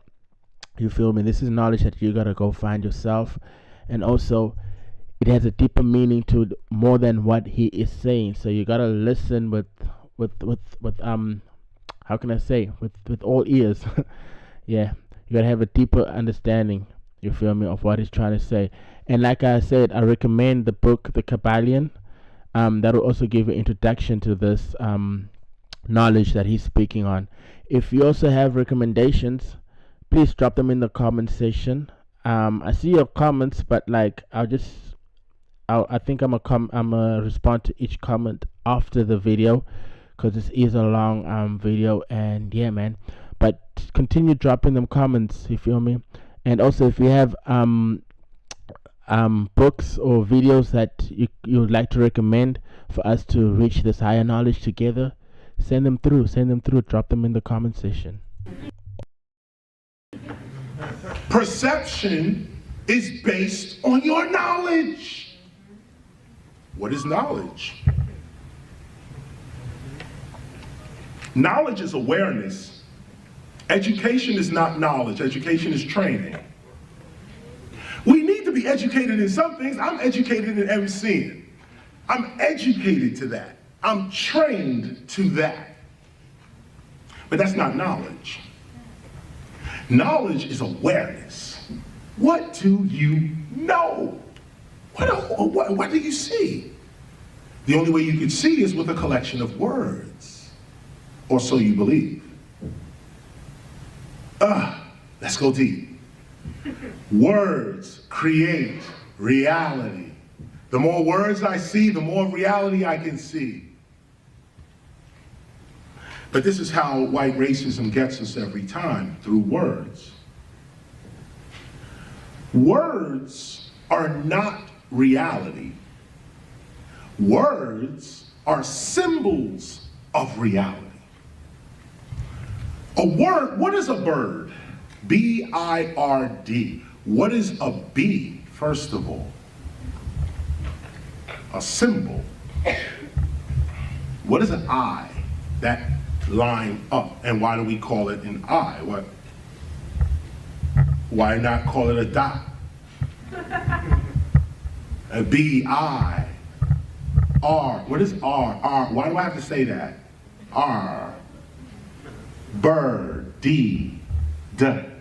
Analyze every piece of sound that comes out of your mouth and you'll break up white racism. That's why I'm telling it to you. This is a technique. Bird. That's not what that thing is. That's what you've been educated to call it. You're not hearing it. You're not hearing it. Come on, let me say it again. B-I-R-D is not what is floating through air. And look at the words. I can't even speak anymore. Look. B-I-R-D is, what is? Not, what is not? Why do I say, why am I speaking like this? Once you can get past English language, you get past English racism. We can't get past English racism because we're speaking English. And the English language words are creating the reality in which we are seeing. This is why when you speak slang language, it upsets white racism. You have taken that word that they say, oh, what is that thing doing? It is flying. What is flying? Flying. What is that? Like, what is that? What exactly is it? Flying. Something going through the air, I guess, without a pole to hold it up. Flying. Why can't we call that God?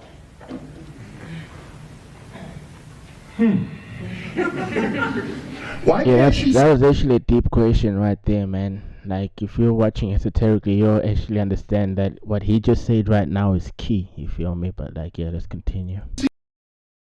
see something flying through the air, you say, oh, somebody said, what is that? That's God.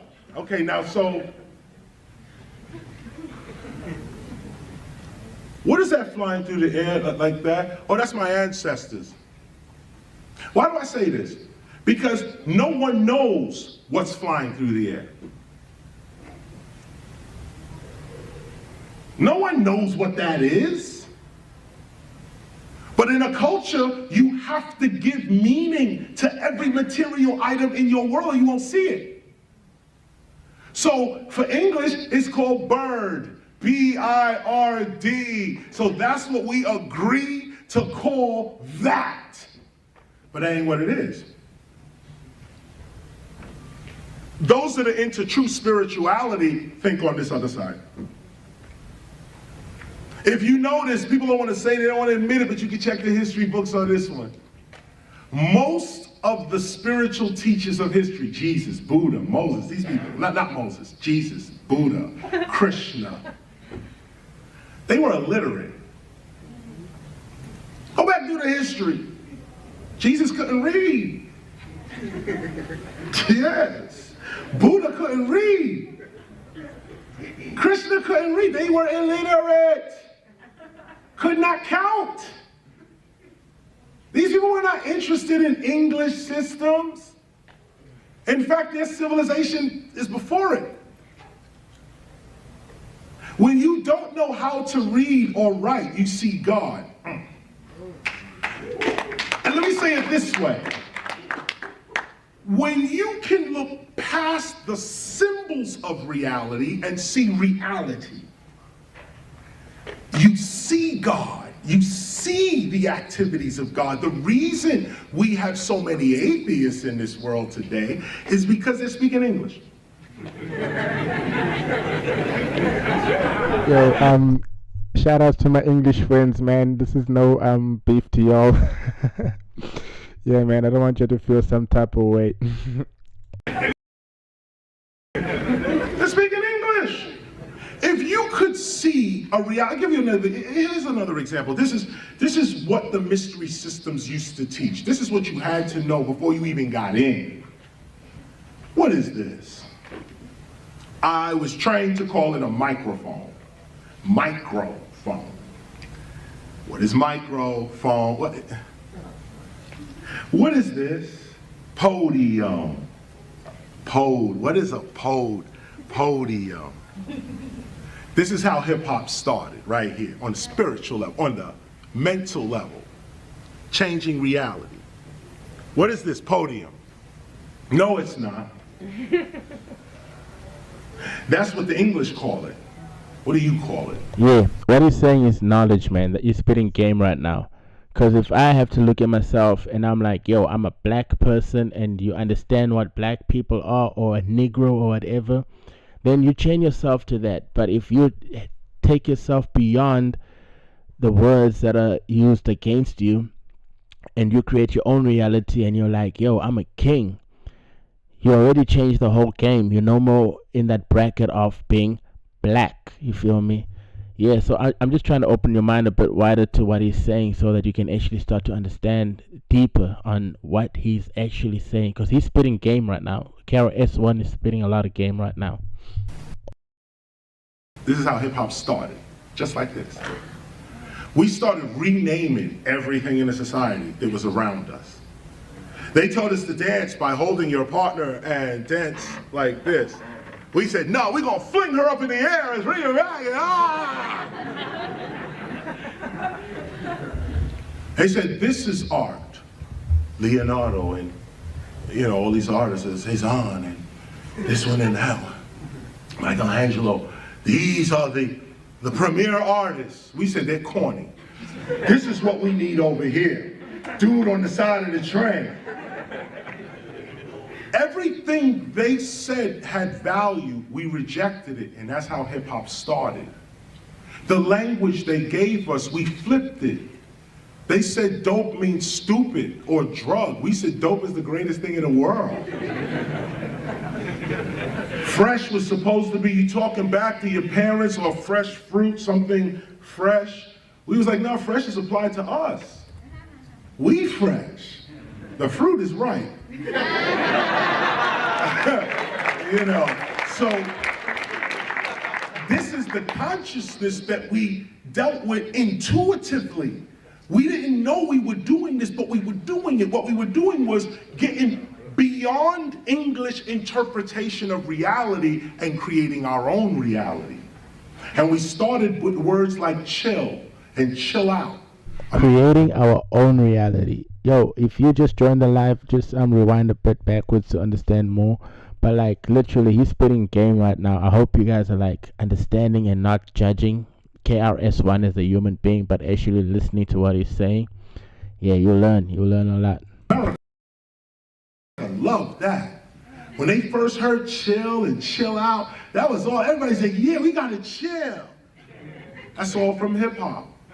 Most of American society today, most of American culture, I tell you this with all due respect, one of the only things the world like about America is hip hop. Remember that when you're traveling abroad and want to dress like some corporate dude at Wall Street, the world don't respect that. I travel everywhere, that's why I'm saying it to you. When you get off planes and I take ships, I don't fly. But when you get out in the port, dudes is hip hop. The dudes handling your bags, hip hop. The police, hip hop. The people that's checking you in, hip hop. And I'm not talking about, they like rap music. These are B-girls, B-boys. You walk in, they say, yo, they're checking you in to the hotel. They say, I'm gonna be at the B-girl convention this weekend. Are you gonna be there? Yeah, I'm gonna be there. And she's all dressed up tight and all this, like in her corporate look. The world is exploiting and enjoying hip hop way more than America is. Way more, way more. Most rap artists and DJs make most of their money out of the country. Nobody's here in America. Nobody's here. Everybody's in Africa now. Africa is exploding. Exploding. That's why the Chinese went over there. Because as big as China is, they still ain't bigger than Africa. Could you imagine that? As big as China is, Africa swallows that up in resources, in regenerative resources, diamonds, gold, silver, copper.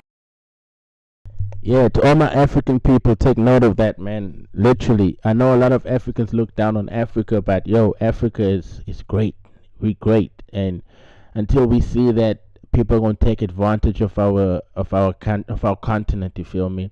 So let's take that in mind. Let's keep that in mind, man. We great, like literally. Even KRS-One, he's not African, but he sees it. He understands it.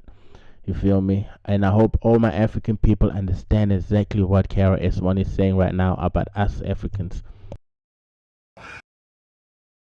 Their cell phones got some new mineral in it that makes the cell phone work. That come out of Africa. Everything, Africa's exploding. And hip hop also in Africa is exploding. You know where else is exploding? South Pacific, Australia, Fiji Islands, New Zealand, Thailand. These places got money and they're spending it on hip hop. You better hear what I'm saying to you in this college right here. When you get your receipt, I mean your degree, when you, sorry, I slipped. Yeah, what got over? When you get your degree, When you get your receipt, wow, that was a bomb. You're now looking for employment with that degree. Don't buy the myth that your degree is worthless or doesn't get you a job, or that's a myth. College degrees are respected all over the world. People respect knowledge.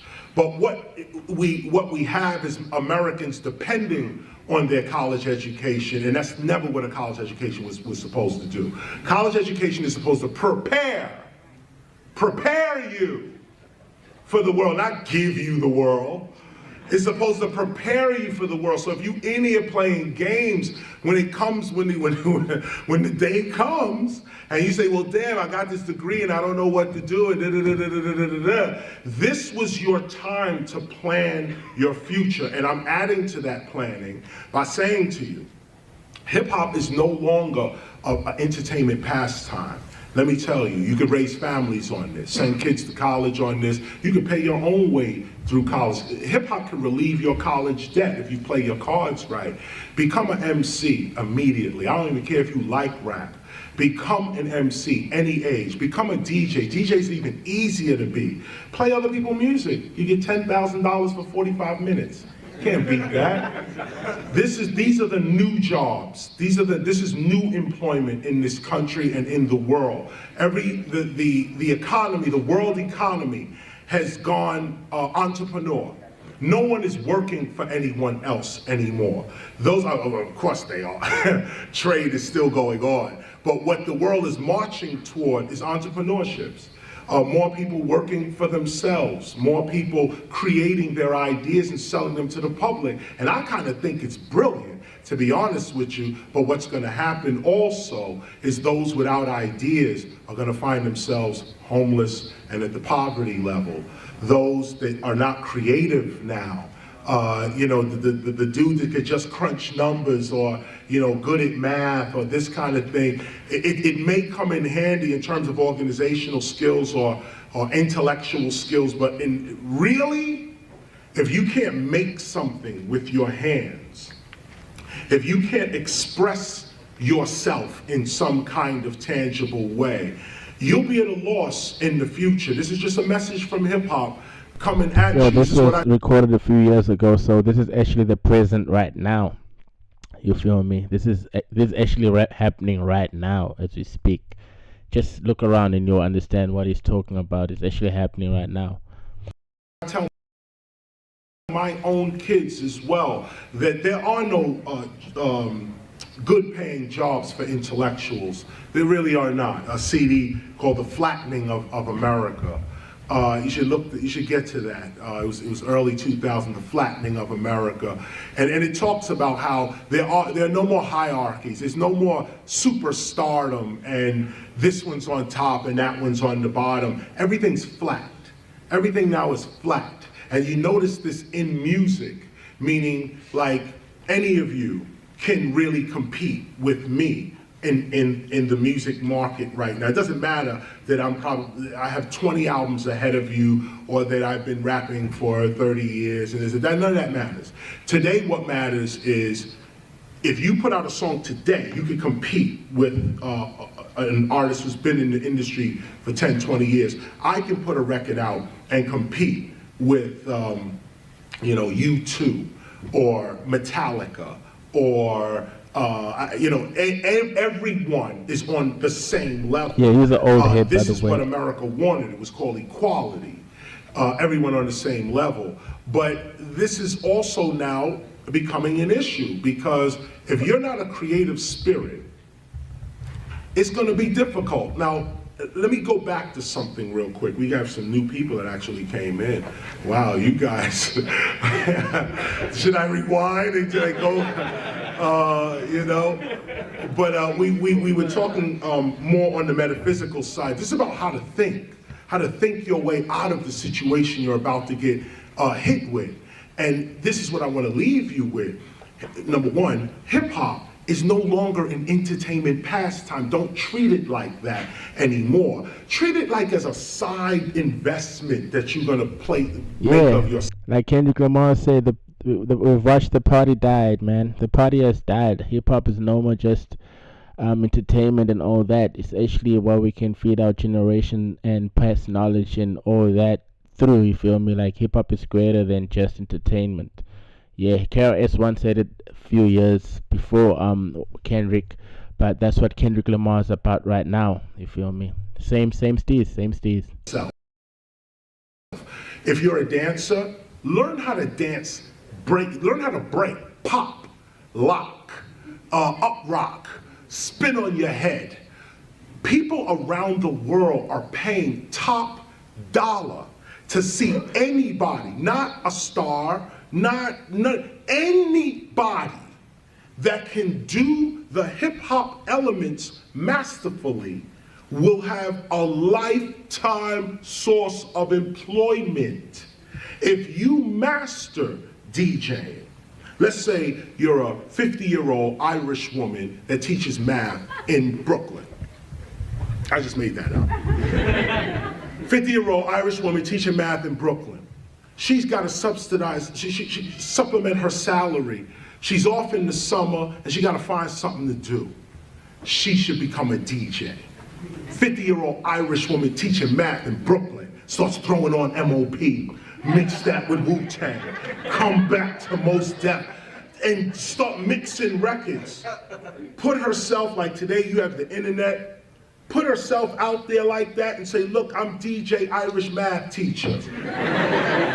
And this is how we gonna get down. She grabs her mic and says, this is for my students in the 5th grade. Let's get it popping. And starts throwing on music. Guaranteed, listen to this. Guaranteed, she's gonna make more money over the summer than her entire salary for the year. Hear me today. Hear this. The DJs are making $10,000 for 45 minutes. MCs are making $25,000 minimum. I'm talking minimums. $25,000, 50-minute show. If you play for Rock the Bells, the lowest is $20,000. And them shows be terrible. And 20 minutes, people did 20, 15 minutes, they made $45,000. This is what I'm saying. And as we all are looking for new employment, looking for new jobs, and even older people who are looking for retirement, looking for that social security, hip hop is the ultimate way to go. But you have to be serious about the elements like anything else. Once you are good at it, people start paying you for it. Once you master any of the elements, breaking, MCing, graffiti art, DJing, even beatboxing. I keep leaving beatboxing out because it's part of MCing. But the core elements is breaking, MCing, graffiti art, DJing. If you could do any of that, you have lifetime employment at any age, any ethnicity, race, religion. Hip hop is not into none of that racism, class. Yo, by the way, key word right there is master. If you can master it, master. Not just do it, master it. That's the key word right there. Classism, sexism, homophobia, all that. Hip hop is above that, really. You go in the world, present yourself the way you are. And this is my next point about consciousness. When you look in the mirror, how do you feel about yourself? This is hip hop. Back in the day, somebody would come over and say, yo, what's your name? Bob. Okay, Bob, you go ahead and stand over there. Somebody come over here, what's your name? Super Bob Ski from 123, look at me. Oh. Super Bob Ski from 123, look at me. He's already coming out the game with value. Listen to what I'm saying here. Value is not based on what you own or what you have. In fact, I'll drop this jewel on you real quick. Real value is based on what you can do without. It's not about what you can accumulate.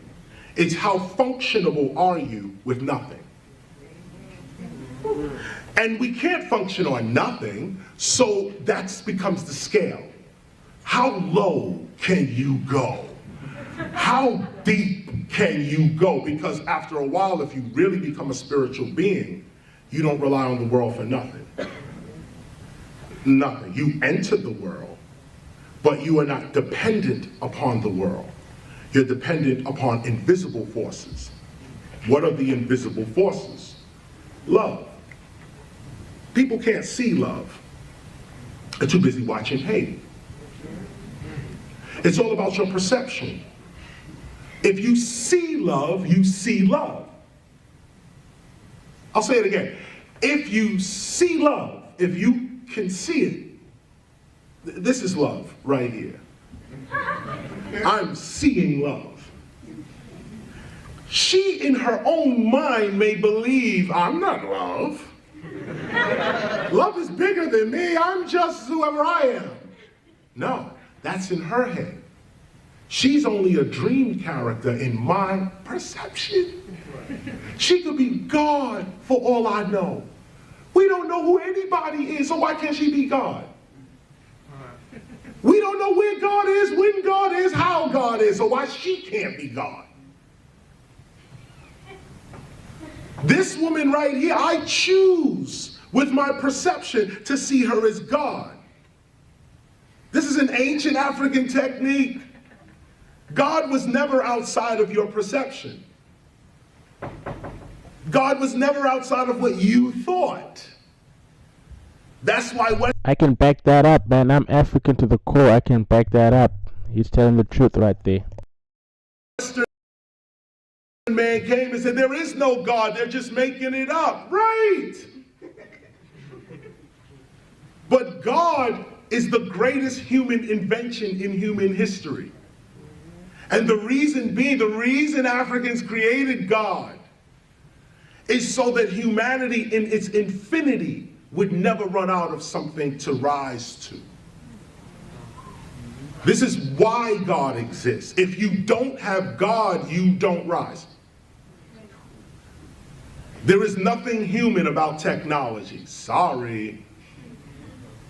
Nothing human about it. And this is what I want to say in terms of your spirit. What can you see? This is God to me. And I respect her and will treat her just like that. That's my perception of her. Now she can do something to break that perception. She could do something to enhance it. What if she knew that I thought she was God? There'd be something in her that would try to live up to the image that I see of her. There'd be something in her that when she approached me, she would at least have to either deny God or become.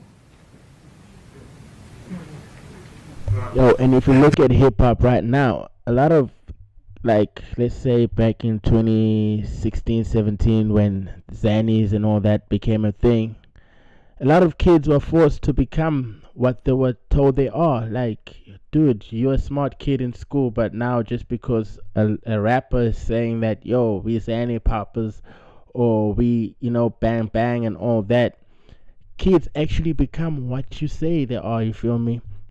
But yeah, man, just a side note.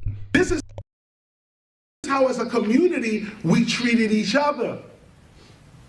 If there is no God, then we are not family. The only way we can be brothers or sisters is if we have the same parent. Think. We cannot call ourselves brothers or sisters if we don't have the same mother or father. When God is the eternal mother, we become all brothers and sisters.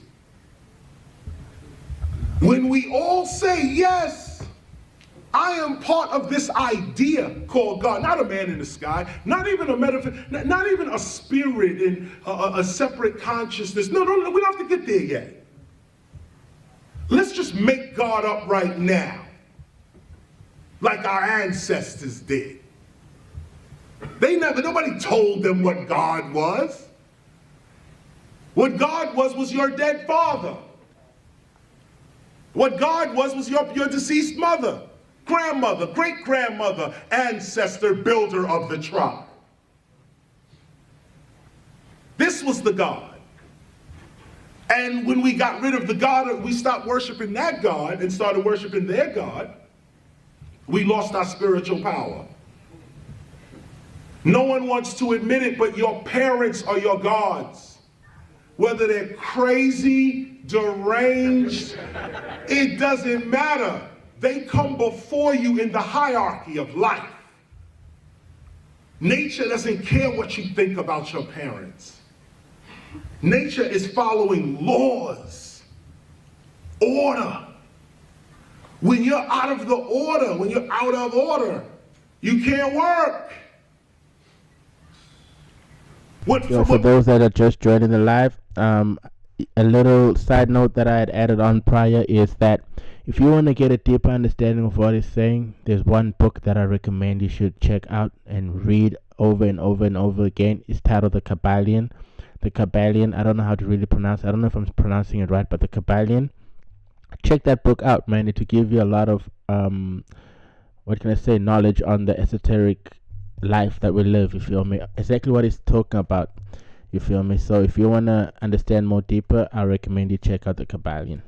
Places us out of order first is the speaking of English and relying on English language to define our reality. Speak slang. Say, change every word you can to something else that means something you represent. Never let English language define your reality. That's number one. Number two, what do you think of yourself when you say your own name? My mother named me Lawrence Parker. Guess my name? Lawrence Parker. The minute I got a chance, I got out, I said, I'm an MC. I changed my name. I am now knowledge reigning supreme over nearly everyone. Imagine saying that for the first time. I got a weird reaction, but I changed my reality by changing my name. When I changed my name, I changed my reality. Listen to me. This is going to change. This is it. How is it possible? How is it possible that I could make a record called Sound of the Police and the police are jamming to the record? How is that possible? It's possible because we're not dealing with just words and meaning, and we're dealing with culture. We're dealing with culture. A lot of police officers agree. They say, this is crazy. This job I'm working right now, a lot of cops don't even work. They're like teachers. They get about the same salary. Public servants. I bring the cops up here because this is the beginning of peace in the hood right here. And this is going to sound real corny. But there used to be a time when the police officer used to walk the beat. He used to walk around the block, actually, patrolling. And as he walked around the block, certain business owners would give the police officer stuff. Apple here, something for the kid there, this kind of thing. And what that was it lowered corruption in the hood. The same thing was done to the teachers, but I'm gonna stay here on the cops. Certain neighborhoods took care of their police officers. So the police officers took care of them. In our neighborhoods, we don't take care of the police officers, so they don't take care of us. You are the power, not them. If you would treat the police with respect, they would treat you with respect. I know that sounds crazy coming from me. I know it's crazy. I have to look at myself. Insane. But the truth must come out. Truth. Any human being will treat you the way you treat them. Forget cop. That's what we're looking at. They seeing us as Trayvon. The hoodie, oh yeah. No, look past that. If you look past that, look past the English language, look past the imagery, look past your education, look past all that, and see a human being. See a person just like yourself trying to make it. The police are not the problem. We are. We're the problem. We outnumber the police like 100 to 1, 1,000 to 1. Why are the police still shooting us down in the hood? Because they're afraid. What makes them afraid? We make them afraid. We have no respect for the police, and they know it. So at the end of the day, what are they the first thing you hear? No respect for us. But the onus, the responsibility is not on the police. The responsibility is on us. We are the power. We are the superiors here. The police are supposed to protect us. And they're only supposed to protect those that need protection. Another group of us don't even need to see you. We'll take care of ourselves.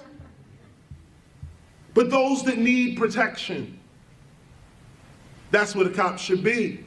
Now, if you walked up to a cop and said, listen, this ain't a bribe or nothing, man, but here's some money for gas. Here's, not cash, a card. Here's a card, in a, like a Christmas gift. Here's some money for cash. I know it's crazy, but here, he may even reject it.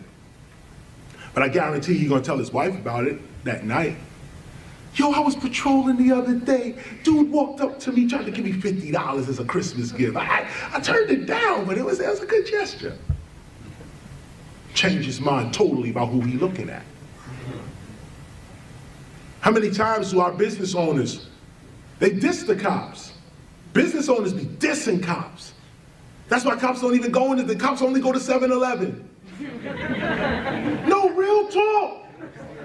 Police, they feel intimidated. They walk inside certain stores, people looking at them. What you doing? Yo, you got the uniform on, you walking around. Cops are getting intimidated too. But what if the police existed in an environment where they were supported, where not snitching, ratting your brother out, no, not that, but living in a society where there's no need, there's no crime. There's no crime. Why is there no crime? Because there's order. Law with no order equals crime. Remember that. Law with no order equals crime. That's how crime is created. You have laws, but no order.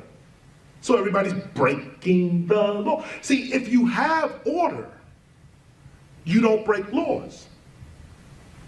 Gravity is an order. You don't break that law. Breathing is an order. There's an exercise where, we could say this, Rockstar energy drink. Wow, I just put that in history.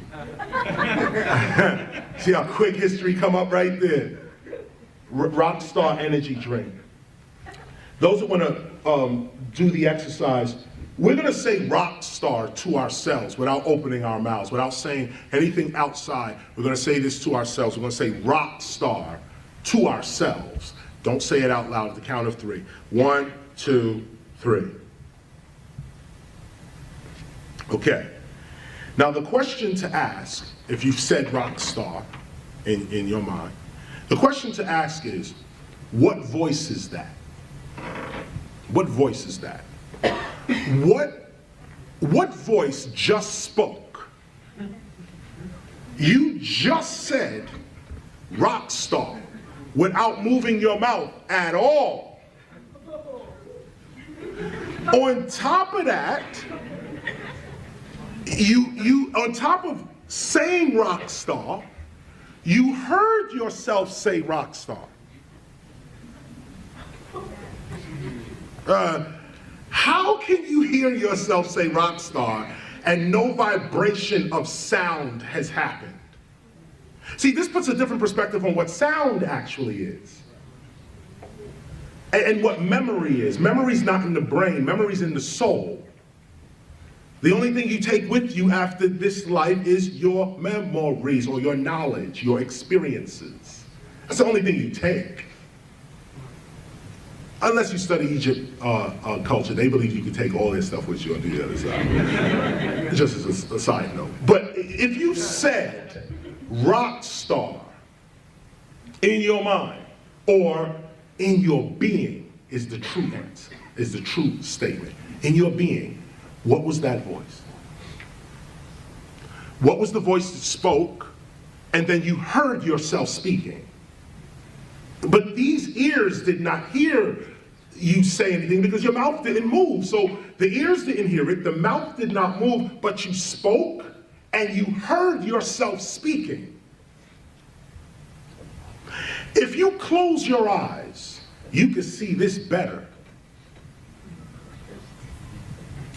If you close your eyes and put this image in another sight, if you close your eyes, you can still see this.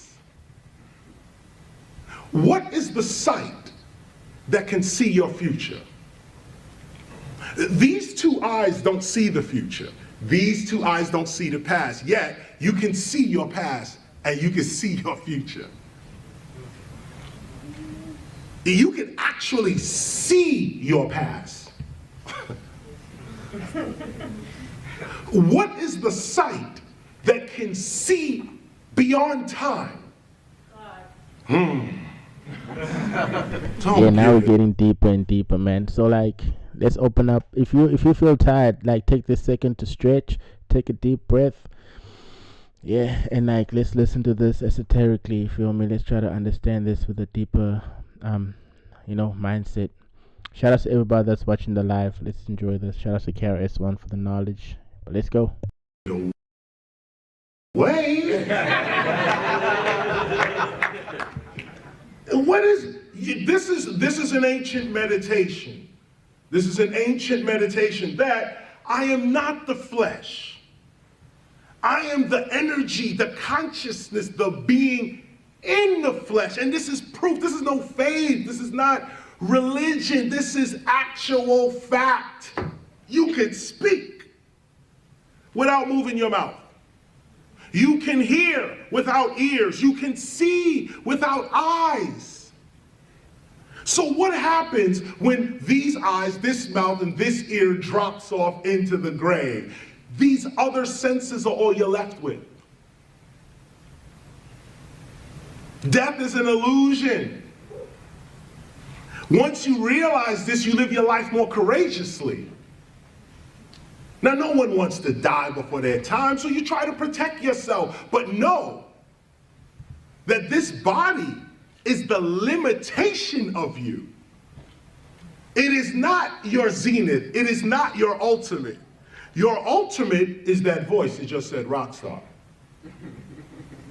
That voice that just said rock star without nothing physical moving, that person is immortal. That person is not here with you. Let's go deeper. The body is in, 3 dimensions, right? Forward, back, right, left, up, down, and time. 4th dimension. 3 dimensions plus time. That's our physical reality. Front, back, right, left, up, down, that's 3D plus time. What happened to in and out? Look at the English thought. Back, forth, right, left, up, down, no in and out. No in and out. What is in and out? Rock star. Rock star says, I exist without the body. So where is this other existence? Where is it? It's not here. It's not in three-dimensional space where you really are. The person that said this is in a whole different dimension. Just switch a little bit. Talk to yourself more. Affirm to yourself more. Don't move none of this. No, close this down and go within and say, I am the greatest ... ever. I have all my needs coming with speed. I am a being of love and light and knowledge. No weapon formed against me shall prosper. Whatever it is, have your affirmation on your tongue. Or, sorry, in your being. This is how the gods created this whole reality. The first humans, imagine, the first humans, they came from inner space. They came out. Study the Anunnakis. They came out of inner space. Not from outer space. Inner space. Rockstar. Before there was a body, there was this voice traveling in this voice's dimension. To get here to the earth, the inner voice created this outer extension of itself to be in this dimension. Once you realize that you are not just in this dimension, but you're also in another dimension, you now are free. Because whatever happens to you here in this dimension is not your only reality. See, this is how Jesus was able to get beaten and brutalized and hang on the cross. He wasn't here. He was the rock star. Inside, he went to the inner man. Do what you want with the body. I'm not here. Now, once you realize that level of consciousness, where you are officially, you identify yourself as the spirit, not the flesh. You are the inner voice, not the outer voice. Once you become the inner voice, now your outer voice has power. Now when you speak, it's not just a shell speaking. There's a being speaking through the shell. And this is where you heal all sickness in your body. This is where you command reality to work with you, and it works according to your consciousness. Why? Because it's not a shell that's speaking. There's a real being in the shell that is speaking. And when the real being speaks, all nature and the universe responds. This is how hip-hop was created. We spoke it into existence. That's why MCing. This is why MCing is so important to hip-hop. We spoke our reality into existence. The word MCing, E-M-C-E-E-I-N, did not exist.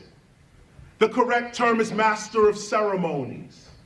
We called ourselves MCs for Master of Ceremonies, M.C.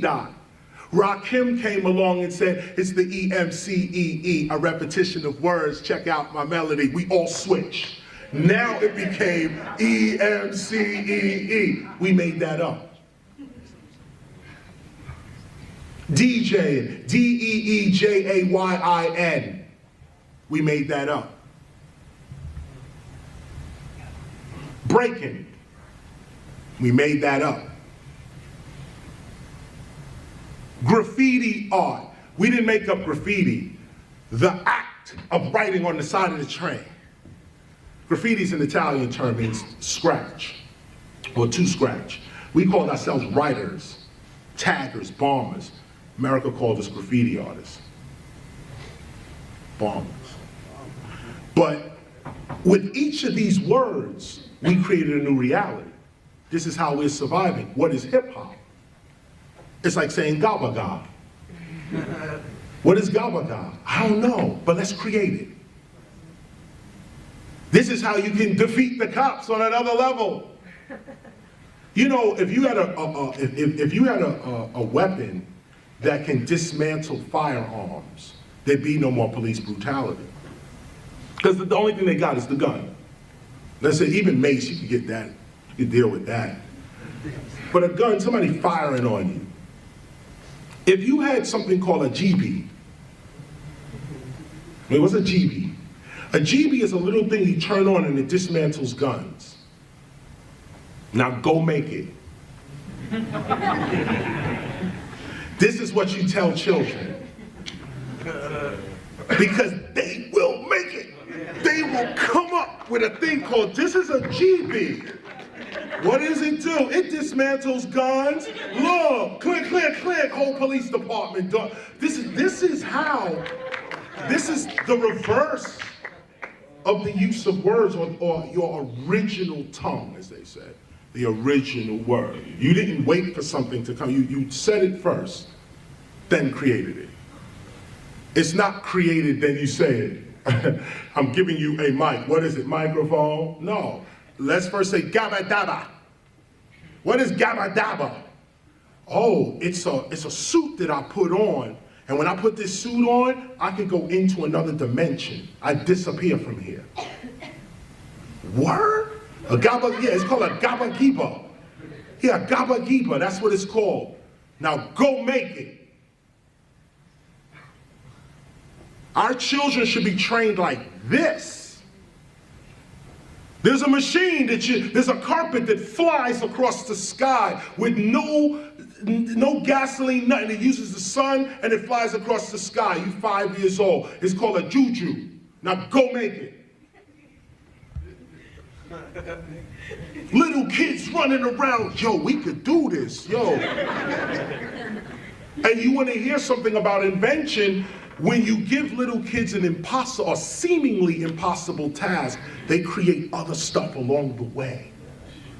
They discover themselves along the way trying to get to the impossible task. This is, again, the purpose for God. The purpose for an infinite being in your mind is so that you never get tired of yourself. That there's always something for you to reach for, always something for you to go, something always exciting. God is always one step ahead. But no, not if you're a scientist. If you're a scientist, the universe is dead. It is a thing, it's not organic. It is something that its laws, once understood, can be controlled. And what's so interesting is this new science, or not new now, but this new talk on quantum mechanics or quantum physics. I'm gonna end now, I'm going off. But I'll say this about quantum mechanics, quantum physics, is that it's said in the quantum theory that if you look at an atom, it's fixed in one position. But if you turn your back on an atom, it's in superposition. Meaning that the world of atoms, the atomic structure of material reality, atoms are outside of space. Certain atoms can be in China and in America, and if you affect one, the minute you hit one, another one, the same thing you did to this one will happen to this one. They call it being co-located. This idea of atoms not being in fixed positions in space, meaning that if I'm not looking at an atom, it's everywhere. It's in superposition. It could be anything and be anywhere until I look at it.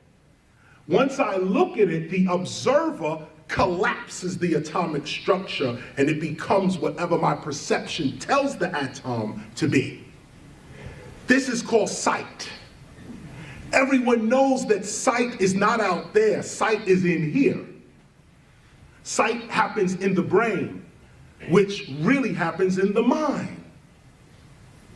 And so the reason I bring this up is because quantum mechanics says that the observer is creating the reality that the observer observes. So scientists are saying the brain creates reality. That there's no reality out here. Reality is in here. This is what science says. Reality is in here. So if reality is in here and you're a racist, what kind of reality are you going to project? And project to yourself only. Look how fast God is. Way faster than scientists. God says, I'll play with you guys for a little longer. Y'all trying to figure out the universe through mathematics and all of that. Okay, here's how I'm gonna do y'all. I'm gonna show y'all quantum mechanics. Basically, I'm gonna show you a mirror. They don't realize that the universe is alive. How can there be life in the universe and the universe itself not be? How can a dead thing create a live thing? The universe is alive and it thinks. We are it.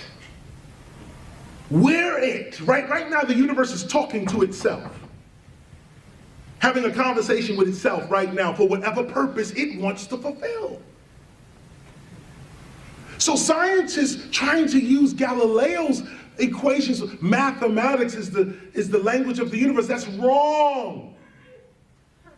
Galileo's wrong on that. What is the real language of the universe is intention. This is what the universe is really looking at, intention. And we got that now through genetic sciences. I'm giving you these titles so when you leave, do the study, do the follow-up research. Genetics, the genome. People are realizing now that your environment is way more important than even your culture. That the environment you're in, your genes are responding to the environments that you're in. Imagine that. That everything you do as a human, there's a tiny, tiny, tiny, tiny little organism running around that does the exact same thing. Let me put it to you this way so you can really see it. You are only a collection of cells. You should really spell it as C-E-L-F. Cell. Because what the self is the consciousness of cells. Cells reproduce, they talk, they have waste, they have a job and a function. Every cell knows what it's supposed to do. These are little thinking beings. And when they unite, they make you. The way you think is what they are thinking. When you say, I'm hungry, it's not you that's hungry, it's your cells that are hungry. You are the slave of your higher self, C-E-L-F. You are the servant of your higher self until you become your higher self, then you're free. This is why they say you are born a slave. You are. You're a slave to yourself. You're a slave to the addictions that your cells want. You're a slave to the made-up realities of your language. You're a slave to your fears and this kind of thing. Once you realize that I am the eternal, immortal being that speaks without this body, has existence without time and space, once you really know that, you start moving like that. And then reality starts playing with you. You start reading things right in the nick of time. Some message comes to you right off the wall. Nobody else see it. You're the only one to see it. Why? Because your perception is such. This is how you get over. This is how you get past. This is how you compete. Never compete is how you compete. The ancient way. This is the ancient way. You don't compete. That's the English way. The way of nature is cooperation. Everything works in cooperation. That's why we African Americans are here in the United States today. I didn't talk much on Black history, but here's little piece. That's why we're here. I'll drop this little piece on you. There's a book called Slave Religion by Robital. I can't, Roboteau, Roboteau. It's called Slave Religion. In this book, this guy talks about how we got to the United States, which was over about 4 or 5 different migrations. First of all, Africans were already here in the United States. We were already here from like 50,000 years ago. We were first called Native Americans. We were called indigo. This is where you get the word Indian from. It's not from the word indigenous. It's from the word indigo. That was the color of the people that they first saw. The original human beings were blue-black. It's preserved in Hindu art. They have like Krishna in blue and all that. But now it's now more glamorized. But back in the days, humans were blue-black. They were called indigo. And when these Western explorers came to some of these islands, what they saw was really dark-skinned people, and they called them indigos. That became Indians, or Indo. You said Indo-European, Indonesian, Indo. That's all dealing with the color indigo, because that's what the original black, so-called black man or woman, I have to say woman, what the original black woman was, because geneticists now have realized that the entire history of humanity is in women, meaning that from the first, what they call African Eve, genetic Eve, the first black woman to leave Africa and venture into Europe and other parts of Asia and other parts of Africa, this one woman, they say we have all of her genes. We have, like most of humanity has all of her genes, and it's women that have passed these genes on through human history. Forget somebody writing history. Your history is already imprinted on your genetic structure, and it's passed in humanity by women. So to disrespect a woman is literally to disrespect the whole history of humanity. Literally. To harm a woman is to actually harm the whole history of humanity, at least genetically. So I bring this little piece up because, come back to the indigo, come back to the Indian, come back to the fact that you were already here. The point I'm bringing up is this. You can escape white racism, white people included. Nobody wants racism, nobody. No rational human being is into that. That's why white folk fought for black independence. That's why there's an abolitionist movement. I talked about that earlier. That's why. If we appeal to the humanity in each other, then all these racial divisions, of course, will disappear. But we also have to become brothers and sisters, which means we need a God. A God. Something that we agree is above us all. Some people make law their God. Some people make love their God. All of these are good, but a godless person is a slave. This is what a slave was. It was first Islam in Africa, Arabs, Arab Moors, they call them.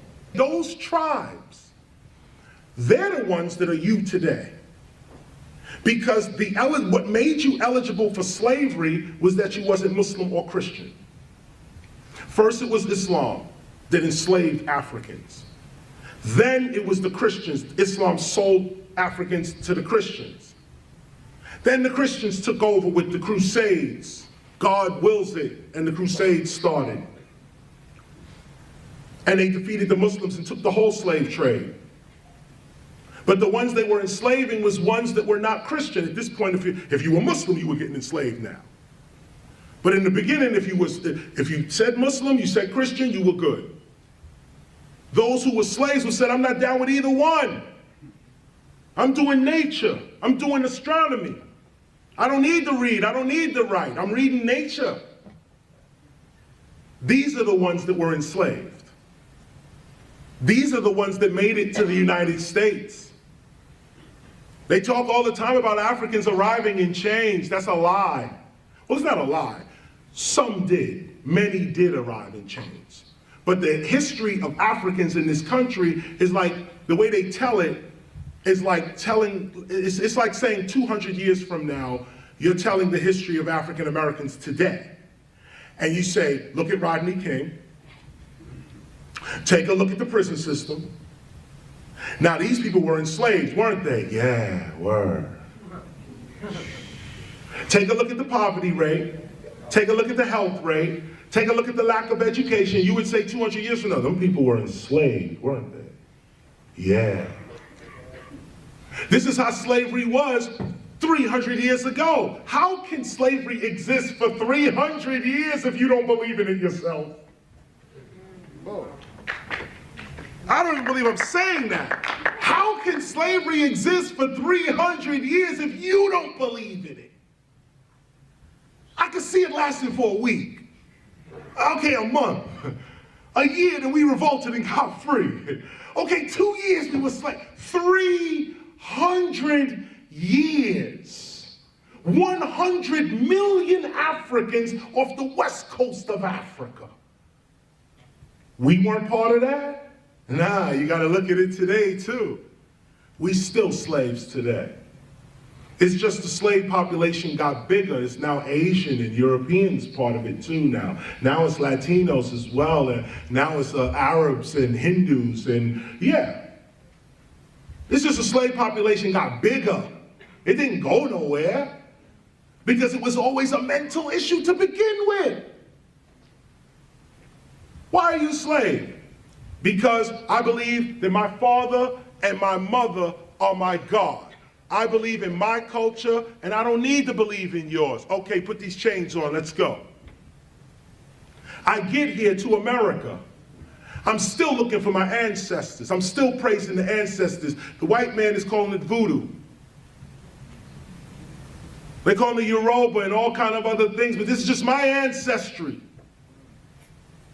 But here in this system, I can't be myself. There goes spirituality.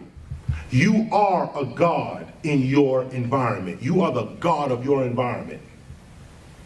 You're not the God of the universe. You're not, no, but you are the God, the creator of your environment. And your environment is as large as your perception is. When I was in the Bronx, my environment was global. I was homeless with 2 nothings in my pocket. But I knew this science. I was raised by a strong woman. That's all I got to say.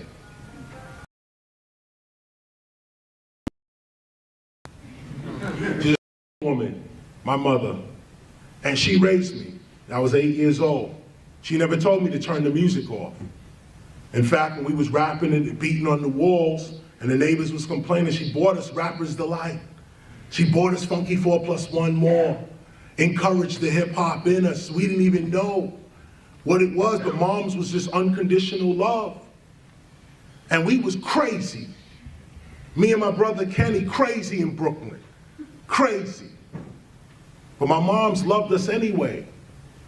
And this is what I'm saying to all mothers in this room right now. Your daughters, your sons, if you keep that love on them, they're gonna be greater than anything you could possibly imagine. And this is the point, greater than you can imagine. This is the scary part, Mom. This is it. Your kids are greater than you can imagine. When you give them love, you make them greater than you can imagine. My mother could not imagine KRS-One. I was 12 when I told her I was gonna be a rapper. I was 12, I said, Mom, I'm gonna rap. She said, okay, yeah, let's get to the dishes. That's how it just went, just like that. I said, Mom, I'm gonna be a rapper. Okay, yeah, we'll take out the garbage. Years later, here I am, we laugh about it now.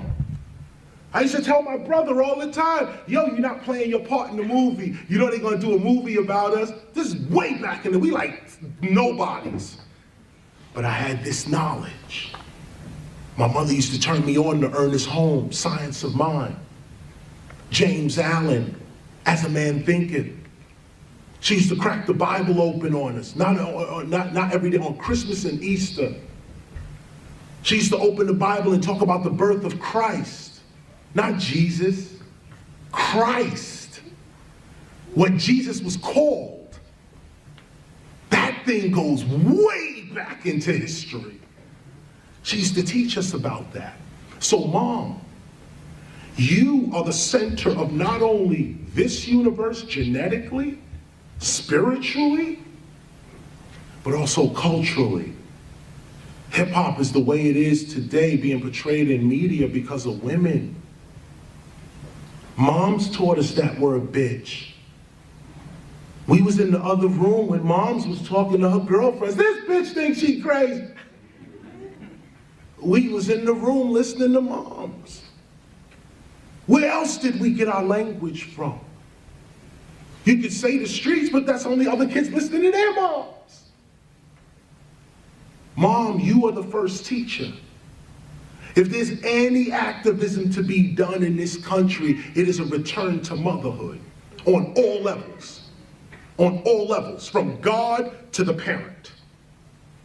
Mothers, at the least, America could boast that it's getting rid of sexism once and for all. It could boast that it's getting rid of racism because of Barack Obama's presidency. It hasn't, but it can boast. It can say, we're on our way. We got more work to do.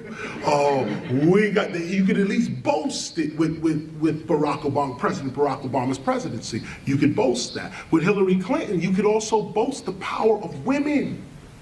For 4 more years with her, that first 4 years, more than the men in this audience, because society caters to men. Let me keep that. Men in this audience, the American society caters to you. The American society does not cater to women. It holds women back, holds women down, and makes women believe they're supposed to be held down. Women are guilty. Women are afraid, insecure, depressed. This is why our communities can't rise. It's because our mothers are sick.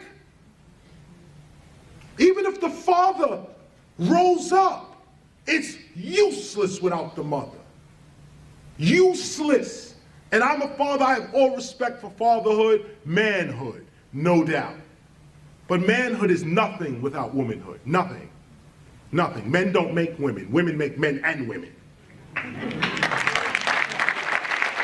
So when we can realize, change the paradigm, and then you'll see your reality change. There's no revolution for everybody. I'm gonna fight the revolution and we're all gonna get justice. That's a myth. Here's the truth. Revolution only works for those that participate in it. That's it.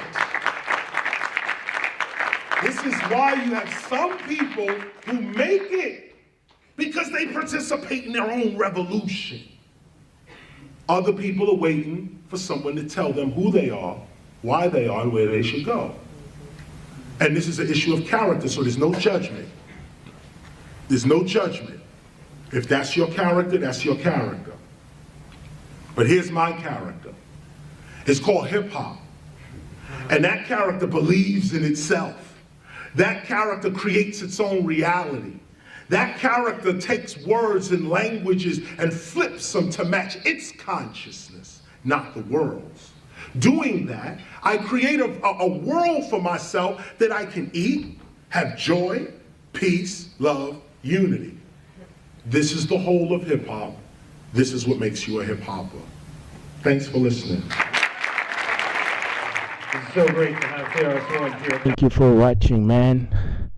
Yeah, so like a bit of side note, for those that want to get a better experience of the whole hip hop history, I recommend you go watch The Get Down on Netflix to give you a better experience of what he was talking about in the beginning of his lesson.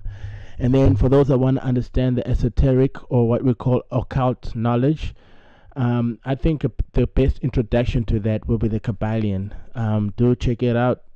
You feel me? That will give you a better understanding of the esoteric knowledge that he's talking about. You feel me? But yeah, the reason I did this whole live right now is because I wanted people to understand the true nature and meaning of hip hop, because a lot of people will bash hip hop according to what they've learned. You know what I mean? Like I said earlier on, I was speaking to a Muslim guy and he was bashing the Christian religion because he was listening to false prophets. And if you listen to someone that actually understands and truly reads the Bible and understands the true meaning of Christianity, you'll get to understand that there's no wrong in it. You feel me? Likewise with the other religions.